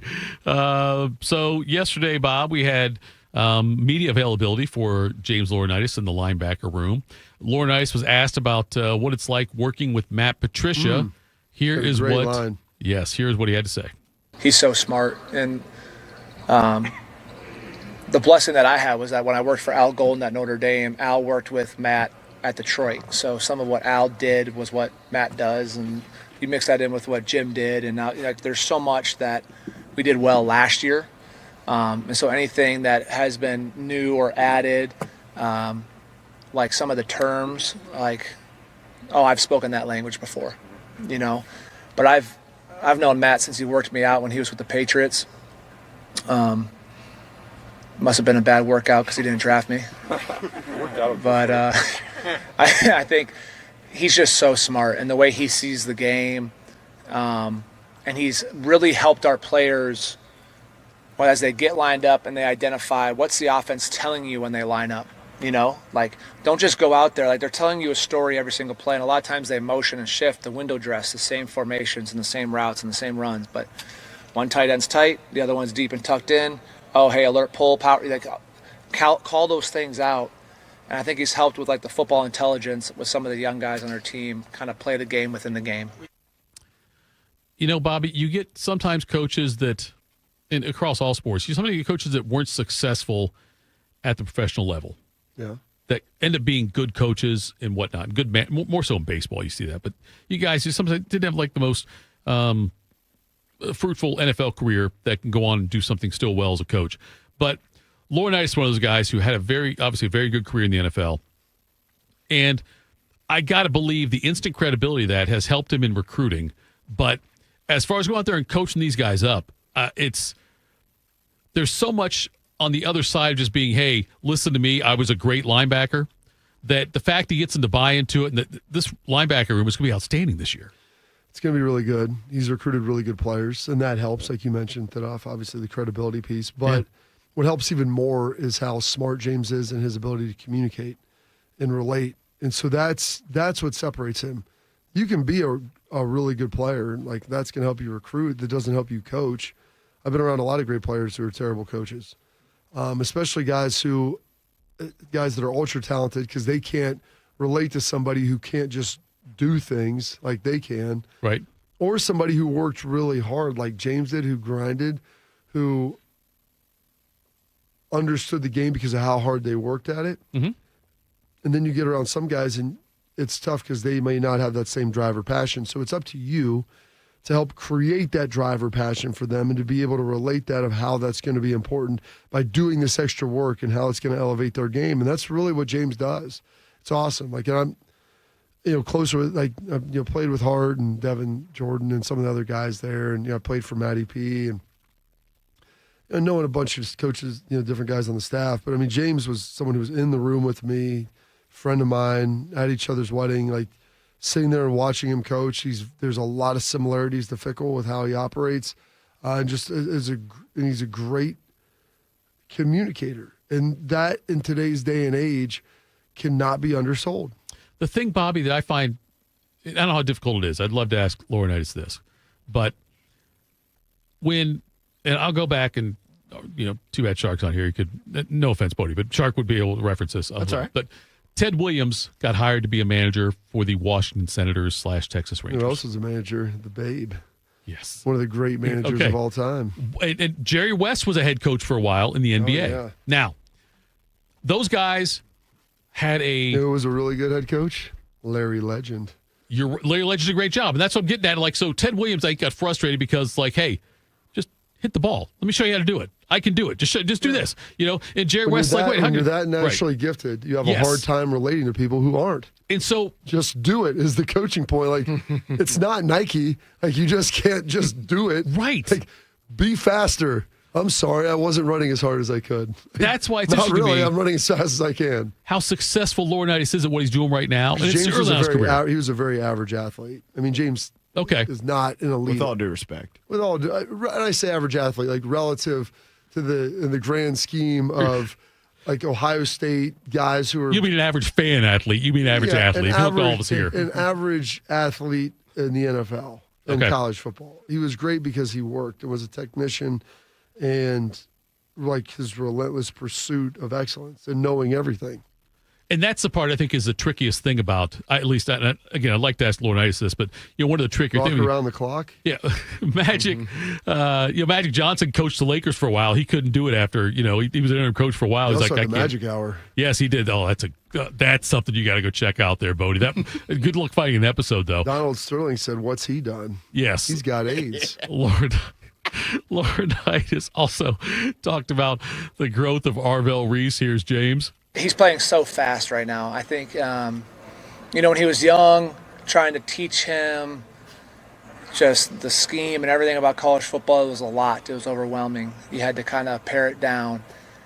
And now it's like he has this ability to, not only his ability to diagnose, I think that's why I always fought for him to stay at linebacker. Because if you remember freshman year, we had some injuries with Amari Abor, and then all of a sudden Veli went to DN, and I kept pounding the table, just even as a GA, like, he can see it as a linebacker. He's got to play off the ball. He's too freakish not to, he can see the game well. And I'm like, if we keep putting him on the edge, then you lose that vision of seeing the game in the middle of the field. You see it all from, this way.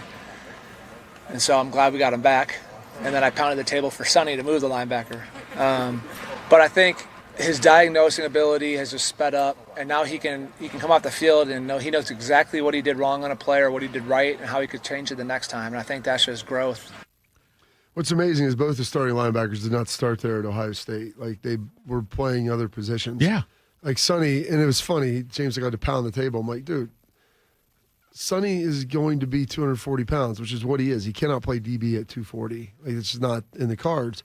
And then Arvell, like he said, Valley, he sees it really off the ball. And I talked to James about that. I said, you got to get him because he needs the reps in spring to continue to develop off the ball presence of being able to feel and see how things move. On the edge, it's a much different calculus of what you're seeing and how you're moving. And you can teach that. And honestly, I talked to Noel, help James trying to lobby for this. I'm like, you can teach him to be a D end in the offseason. You can't teach someone to play linebacker in the offseason because you have to have the full picture there. Bob Ross has to already have the painting. You can do the joy of painting with Bob Ross. That's like playing defensive end or playing corner. But playing safety or linebacker positions are in the middle where you have to consume a lot of information and process it quickly without room for false step. Like, you need to get those reps. And Arvell has done a great job. He's a smart guy. Came in, wasn't the most highly recruited guy, underdeveloped a little physically. He played in Cleveland and Glenville, so it wasn't like he was sitting here playing at some, like Riley Pettijohn at some football powerhouse in Texas where they have football period and all these things in school. So there was a learning curve that he had to be able to overcome. And he did it because he's a smart guy and he works hard at it. But that's also the relationship with James of being able to communicate that to him and being able to relate those things to him. That is what it really separates him as a coach and allows him to develop these guys who had played other positions prior. Here is James Laurinaitis talking about Sonny Arvell and also Peyton Pierce all being pretty equal. I see those three as like they're all just right here. Sonny, Arvell, and Peyton are all right here. So I think having those three to be able to throw in them at any given time to keep everybody fresh as the game goes on. And Coach Patricia has, given, he don't really care. It's like you're in charge of the rotation and let it roll. So, and that could be fluid. I tell the guys all the time, like, when you're at Ohio State, man, your locker is rented. Like, you don't own anything. Like, it's rented. These numbers are rented. Outside of, like, the GOATs who are players, Heisman's and Bill, like, those numbers are all rented. There's always going to be a number 33. There's always going to be another, 20. Like, so same thing with, like, you can go out on the field with Arvell and Sonny, and next thing you know, if, like, the week of practice doesn't show focus and dedication and improvement, then it could be Peyton and whoever. Like, it's all fluid. Like, that is not concrete. I said the depth chart is never concrete. It's always moving. So it's all about their play and practice. I love that line. You don't own anything here. Yeah, it's all rented. It's all rented. Something that was said to me, like, the locker at Ohio State, it's not yours. You get it for as long as you deserve it. There is an expiration date on it, and that's the case in the NFL too. Parcells used to always say the circus doesn't stay in town forever. Like, if one day it's moving on and you're not moving with it. Depth chart isn't concrete. That was pretty good as well. It's really good. Like, there is nothing that is fixed. Probably. Yeah, I love the fact that he has that mentality, Laurinaitis, and he pushes that onto them. I didn't realize. I've never heard that before. It makes perfect sense. I get it. I'm just saying, but I've never. Rented, man. Everything's rented, though. Laurinaitis talking about Riley Pettijohn. Here's what he had to say about him. That's another guy they've got some high expectations for his career here. I think Riley has proven, obviously getting your black stripe off is a big deal, but Riley has shown really a tremendous growth, even from the spring. Like, you saw the traits and stuff, but just mentally, I think he's studying better. I think he's starting to kind of get a feel for how things are done, at this level. And he's got a really strong fall camp. Still some mental things he's got to improve on. He's young. You have to take that in consideration, being a true freshman, but I expect, to see Riley on the field in some form or fashion, whether it's special teams or whatever it is, week one. He's going to be a beast, isn't he? He's going to play. But, like, what was interesting about all of that, so you have Peyton, Sonny, and Arvell. Like, and those guys are going to all play and all play a lot. They're going to roll them through. There'll be some 3 linebacker sets. You'll see Peyton and Sonny, Peyton and Arvell and Sonny. They'll all be out there and rolling through because they all provide some kind of different things. They're all different, unique players. And Riley's the guy that's got to come along because as good as you feel about those three, like, you're an injury away from being in a rough spot. Right. Like, this is college football now. You have your starters or guys that, like, are your top line dudes, and then you have guys who just got here. Like, that's it. You don't have, like, Gabe Powers is playing somewhere else. Mm-hmm. Reed Carrico is going to be starting at West Virginia this year. Like, the guys who you would have had in there that next year would come in and maybe start for a year or two, like, but they're ready. They've played. They've been through it for like 3 years. Right. Those guys don't exist anymore. Like, very rarely do you have those developmental guys that come through and work at it because by the time they start getting developed, they're like, all right, well, I'm not going to wait anymore. Like, I'm going to go somewhere else and play. And that's okay. But that's just the reality of what you're living in and what you're dealing with. And by the way, now we play 15, 16, 17 games. Right. And you need those guys more than ever. Yes. The backups more than ever. And when you just, like he said, James, like, I'm going to play 3 linebackers really over 2 spots, but there'll be games where they play 3 depending on what they see. But it's like you've got to take some reps off these guys. Like, you'd rather have, Sonny Norvell play 70% of the snaps and Peyton plays 60, then two guys play 100 and one guy play none. Like, they'll just get beat up and they won't be as good by the end of the season. So, am I correct in if I believe this is what I believe? Just I didn't do the research on it because that would take time. Love is the answer. Yes, Laurinaitis has made find a way. Quite the leap in a short period of time in a coaching career, right? A glow up. Is that what you're talking about? That's what the kids call it. But is it? He has, right? He's accelerated. He's on a fast track kind of thing. The thing is, James came in. He went to Notre Dame for a year. Came here. He was running the linebacker room as a GA. And it's just a function of, for some of these guys, when they're around it, just understanding what type of coach you are and getting a feel for it, and then running your own room is like that next step. And as soon as they're able to do that, these guys are on a rocket ship. And James, I knew, you give him a year to kind of be around it and see, I like that, don't like that, this is what I do, this is what I wouldn't do. And you begin to build out kind of who you are and how you coach, and then you're off to the races. I mean, James is always going to be a great coach. There was never a doubt in my mind about that. I'm not asking specifically about the Ohio State job, but who do you think is a head coach first, Hartline or James? It's a great question. Or Bobby Carpenter. I keep telling you to get in coaching, you won't do it though. Depends on. Don't wish too hard. Don't leave us, Bobby. No, wait, not now. Later. Conversations that have been had. So when you deal with the crap that I deal with here, I mean, sometimes you got to obviously always look at other options. No, you followed up with no offense, Bodie and Tito. I mean, but go ahead. I love you guys. That's why I'm still here right now. But it depends on what they want. Both of those guys are very comfortable here and they enjoy it. Hartline interviewed for the West Virginia job. I think that would have been a great fit for him. Was it because he wanted the job or because he wanted to just interview for the job? It's a great question. I think that he wouldn't have interviewed unless he wanted it, but sometimes you have to take interviews to get better at interviewing. Sure. Okay. So when the opportunity comes, and plus there's also just the, whatever it is, the cachet of other people view you as a prospective head coach. Mm-hmm. So that just helps raise and elevate your status. And let's say they win another national championship and Ryan walks away and is like, I'm done with coaching. I've had enough here. It's good. I want to be a dad and a father or a husband and raise my kids. I mean, if you're Brian Hartline, you've interviewed for 3 head jobs before, and maybe you've turned down 1 or 2, then all of a sudden you're more in that selection set than somebody. Right. It's amazing. When other people view you as desirable, then you're more desirable to your current situation as well. Right. That's why I send you those flowers that marked from random women, just to kind of get the illusion out there, the bait, try to juice it up a little bit. I love it, yes. But when people view you as more desirable, then there's that element of exclusivity, that excitement that, hey, look at who wants to be here with me. Right. And so I think Hartline has a little bit more of experience than that, but and James hasn't been a coordinator. Could James coordinate a defense? Yeah. I think he would do a good job. Might take him a year to kind of get his feet under him. And as he probably is here longer with Patricia and Walt, he'll be involved more and more in the game planning.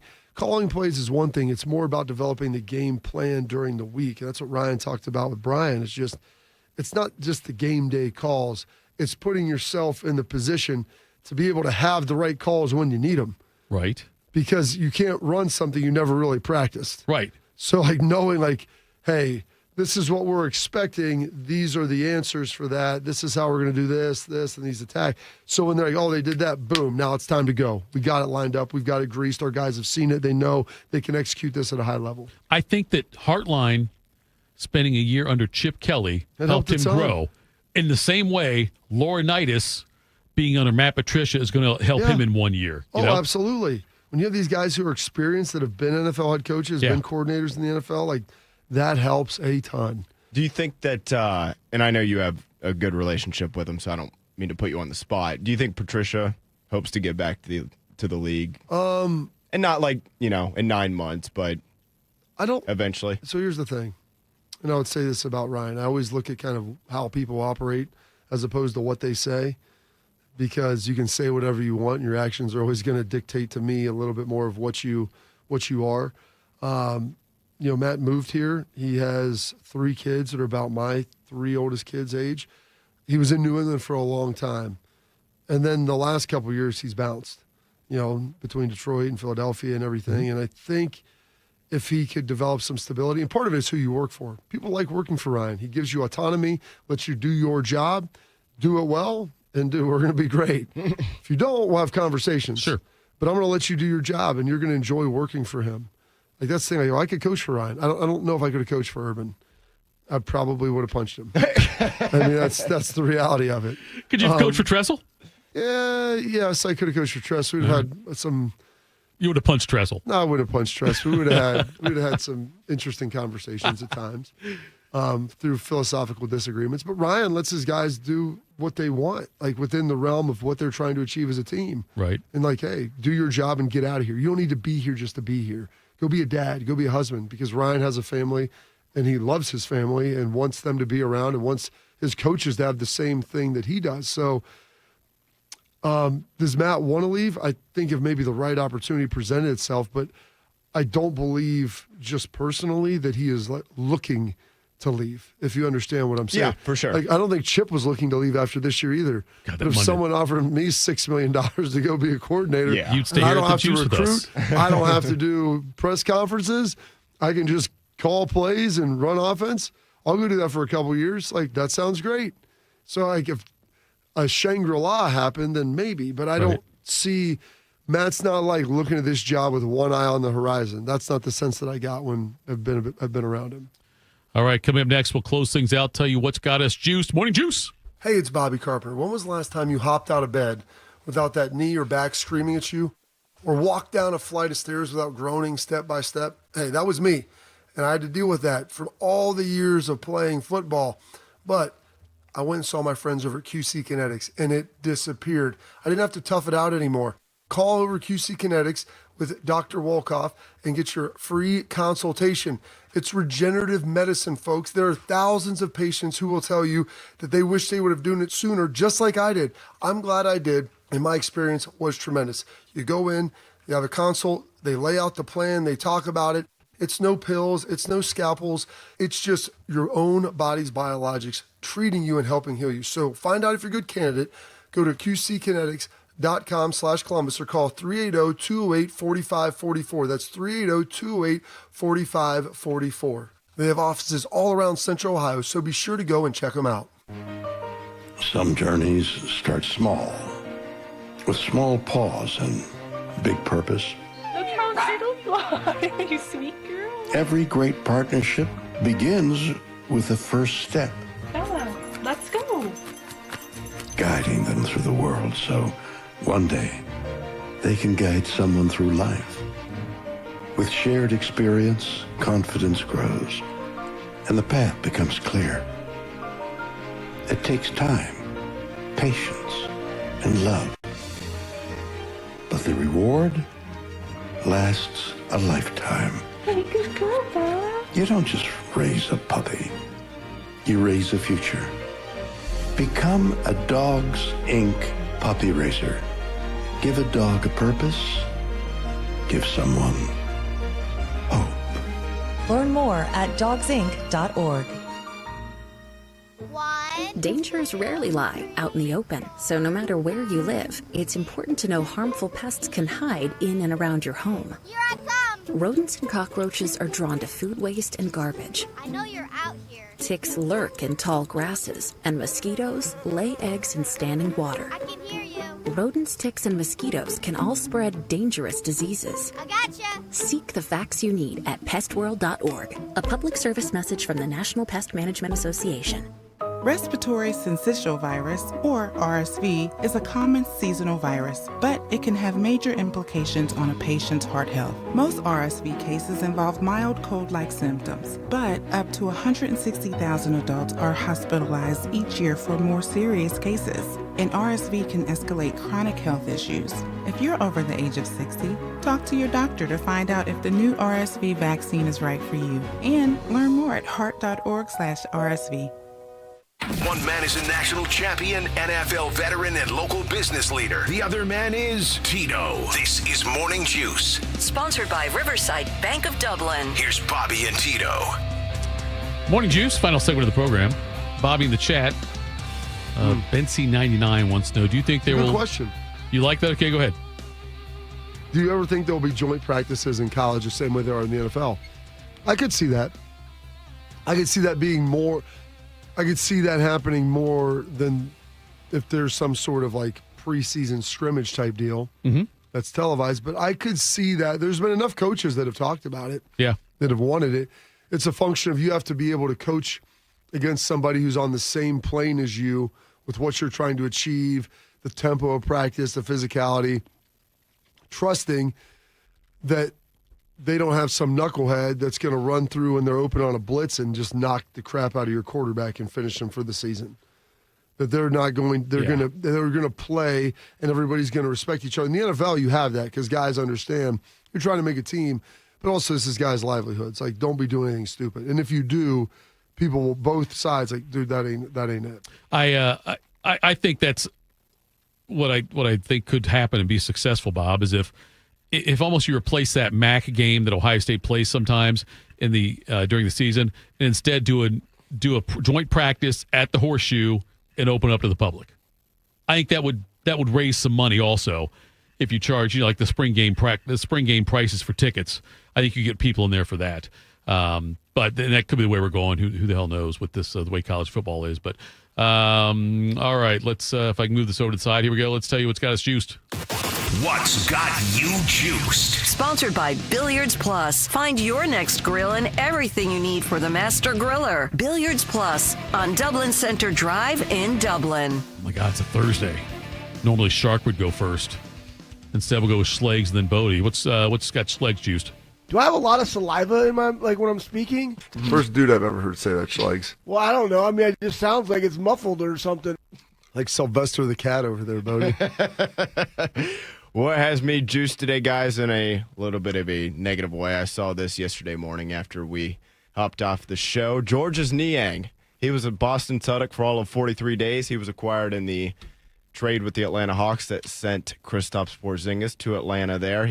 Boston traded him yesterday morning, or I guess late Tuesday night, to the Utah Jazz for two future I'm sorry. They sent him and two future second-round picks to the Jazz for rookie R.J. Lewis Jr. I have no idea who that is. And then they turned around and signed Chris Boucher. No idea if he's related to Bobby, to a one-year, not you, Bobby Carpenter, Bobby Boucher, to a one-year, $3.5 million deal. That bums me out because it was just another reminder that Jason Tatum is going to miss all of this next season, and Boston is shedding as much salary as humanly possible to get under not only the second apron, but even the first one, and maybe avoid the luxury tax, which I understand for the long haul. But every now and again, I forget that Tatum did get hurt, and he's going to miss all of next year. And that's the type of injury that who knows if he can ever get back to the level of play where he was at before. And so when I saw that yesterday, it really bummed me out. Good news, though, the Cowboys, they've really lifted my spirits in this late July, early August with the Micah Parsons news and whatnot. They're always on TV. It's exciting. I can't miss it. What does have me juice? Is there anything that has me juice? I guess just being alive, Tito. Being here with you guys. Have not slept at all the last 2 nights because my sister and brother-in-law's house is about 1,000,000 degrees, and every day when I get there, I turn down the AC, but I don't get there till 7, 8 o'clock, and so by the time it cools off, I'm waking up. So that's great. You need to get in their stuff and pre-change it so that it stays I cold. do, yeah. They don't care because they're not there, exactly. so they don't want to pay for it. I'm well aware of that, Bob. I'm well aware of the fact that the only thing that they and my sister in particular cares about is the cat's well-being on a so make sure minute-by-minute basis. You don't get caught with the cat like that little Instagram video I sent you. Yeah. I can't repeat that on the air. That was non-safe for work or non-safe for radio worthy stuff. But Unexpected ending. I was laughing my ass Unexpected off. ending. I watched that yesterday. Pretty remarkable. So, yes, it was. Yes, it was. Bobby, what's got you juiced this morning? What's got me juiced? I was down in Jackson, Ohio, talking last night to a bunch of school members from a variety of districts, whether it's Wellston, Jackson, Gallia, Vinton County, just a number of them, the superintendents, assistant superintendents, some principals, some school board members, trying to get them juiced out for the year, giving them a little dose of the chop wood, carry water, trusting in the process. What is it? Clear heart or clear minds, clear eyes, open, full heart, can't lose. I think that sounds right. Get them going. just get them fired up a little bit as the start of the school year. This is the last weekend off where most of the schools around the state will not be in session. They start like the 13th and 14th, Bodie. It's crazy early this year for most schools. So enjoy that. Thursday's the first night of the weekend, so at least when you're in college. So I'm going to say, Ladies' night. Yeah, it's late. Exactly, ladies' night. Bodie knows. So that's pretty tremendous. Juiced up about that.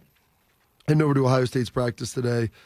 Juiced up to see. I mean, I've been to parts of every practice, but today I should be able to see just about the whole thing. So pretty fired up to see where everybody's at as they continue to move through. You get a +1? It depends on who the +1 is. If you're asking for a friend, I'll have to know who that friend is. Tito. Listen, man, you got Name's Jeff. It's boring over there. Plus, I go out there and I tell my kids I want to go. I'm like, when you guys come, I have to stay kind of off the field. When you're not there, I get to go out and talk to James and work out and be a part of it. So excited about that. Getting lunch with my wife today. That'll be fun. We have our ice cream social for the elementary schools today, or Tremont, where my son is going. So it's like the last round of doing this for me, Bodie. I've been through all this stuff 4 times. This will be the 4th time going through it. My youngest Caleb will be in 3rd, so he's got a couple more years in elementary school before he'll be off to middle school. So trying to soak up this last little round as we run through it, and that's got me juiced. And then, we're on the cusp of the weekend. What are we talking about? I'm excited. Treat Thursday. Football tonight. Yes. Thursday night football, baby. Yeah. Maybe watch a little bit of that. And we got some practice. And my third son, Cullen, will be back from camp today at noon. So I'm excited to get a hold of him and see how he enjoyed Camp Akita. Thitoff, what's got you juiced, sir? Couple of things. We were out there for Shark throwing the first pitch. What a great time it was a couple of nights ago. And I found out that one of my best friends, his son, threw out the first pitch last night at the Clippers game. Jonas Kahn's his name, and he's a Whetstone graduate, played baseball and golf for them. Hell of a golfer and hell of a baseball player, too. But he's headed off to Ohio University, but he threw out the first pitch last night at the Clippers game. Good for him. Bobby, I woke up this morning, and our house was toilet papered. Now, that's good. This is the thing. We got TP'd a few times last year. We know who it was. And it was bad because my dogs will eat anything, and there was a lot in the backyard, and they would go back there and eat. So, my wife called the parents of the kid and said, "Look, it's great, but just not in the backyard, kind of thing, whatever." And so we got mildly toilet papered last night. I bet it was like a 3-roll job, like on a front tree and around our basketball hoop. How old is your daughter? She's 11. Yeah, going to 6th grade. Yep. Yeah, that's a 6th grade girl's toilet paper job right there. Subpar at best. If you're going to do it, go get a 24-pack and let's warm those arms up. My wife just texted me and said it was paper towels, not toilet paper. Even better. So you know what? The most important ability is availability. I saw it. I walked out to my car, so I didn't do anything about it. But yeah, so I saw that there. Let me ask you guys a question here. I didn't do anything about it. Only problem with the dog, Tito. Yeah. You don't want to be around when he's got a little Mississippi leg hound in him. No, you don't want that. If he does lay into you, though, it's best to just let him go. Let him finish. Bobby, I saw this thing about a concert review from down in Florida of David Lee Roth. He's 70 years old, by the way. And licking the microphone like David Lee Roth. The review was scathing about how this guy just can't sing anymore. Of course not. And he's doing songs he should never be doing. And just hang it up. And I'm curious from you guys, what is more difficult to watch? Just jump.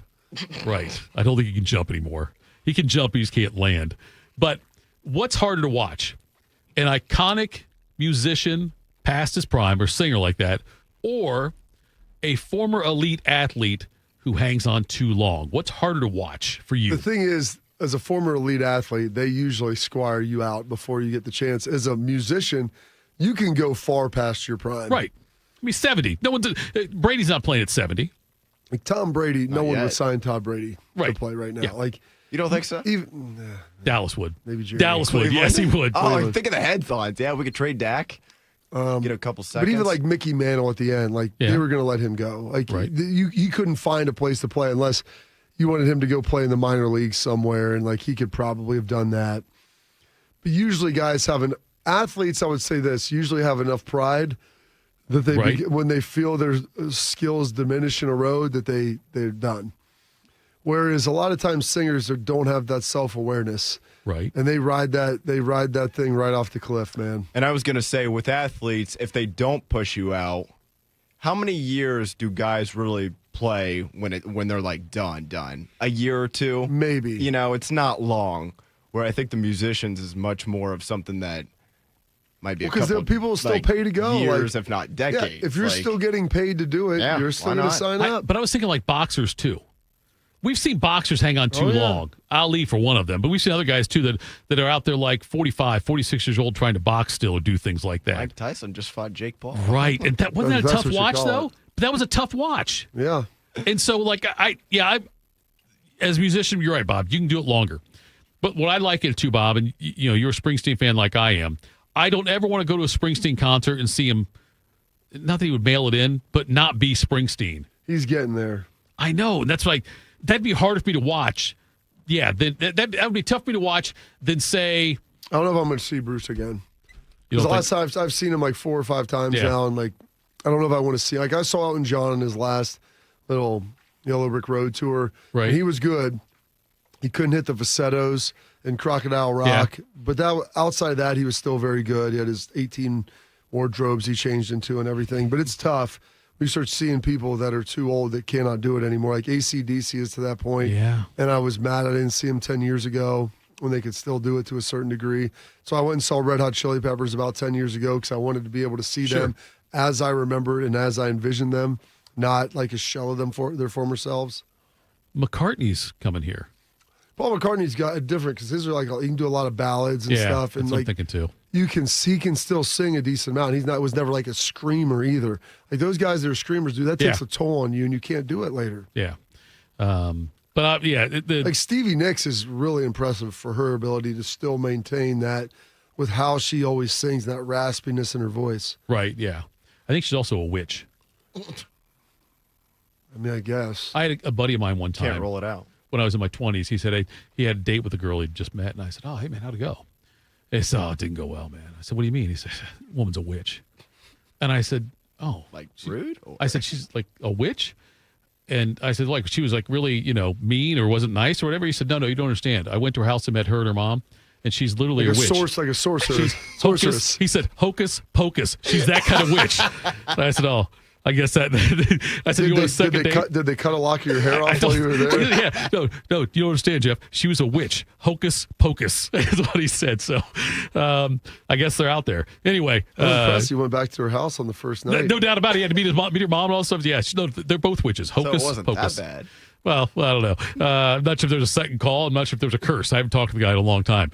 All right, that's it for today, folks. Thank you to all the juicers, the chatters for being here. Thank you, Bodie. Thank you, Bobby. Thank you, Albert Breer. We're back tomorrow with a great Friday. It's Morning Juice. Patients everywhere are experiencing joint pain relief thanks to QC Kinetics regenerative treatments. So how does this non-surgical approach work? QC Kinetics Medical Director Dr. Aaron Wolkoff explains. It's like when you get a paper cut and the cells that come onto that scene first stop the bleeding, and then it recruits more cells to form new skin and new soft tissue. And then you look down a week later, 2 weeks later, and it's like nothing happened and that paper cut never existed. In this same way, QC Kinetics uses your natural biologics to help repair and restore aching knees, hips, shoulders, and backs. We take those same similar cells in different areas that are arthritic, are painful, and we cause this kind of internal self-healing that can resolve patients' pain. Relief without surgery. See if you're a candidate for QC Kinetics regenerative treatments. Call QC Kinetics 380-208-4544. That's 380-208-4544. 380-208-4544. Diane from Michigan, a disabled senior citizen trying to get by. Henry from Florida, a veteran fighting to make ends meet. Elena from Arizona, a mother struggling to feed her daughter. Hi, I'm Connie Britton, and I support Feeding America because they help provide over 6 billion meals to people in need each year, like Diane, Henry, and Elena. Learn more at feedingamerica.org. Feeding America, 200 food banks strong. As we wonder why our kids are struggling, someone is getting bullied.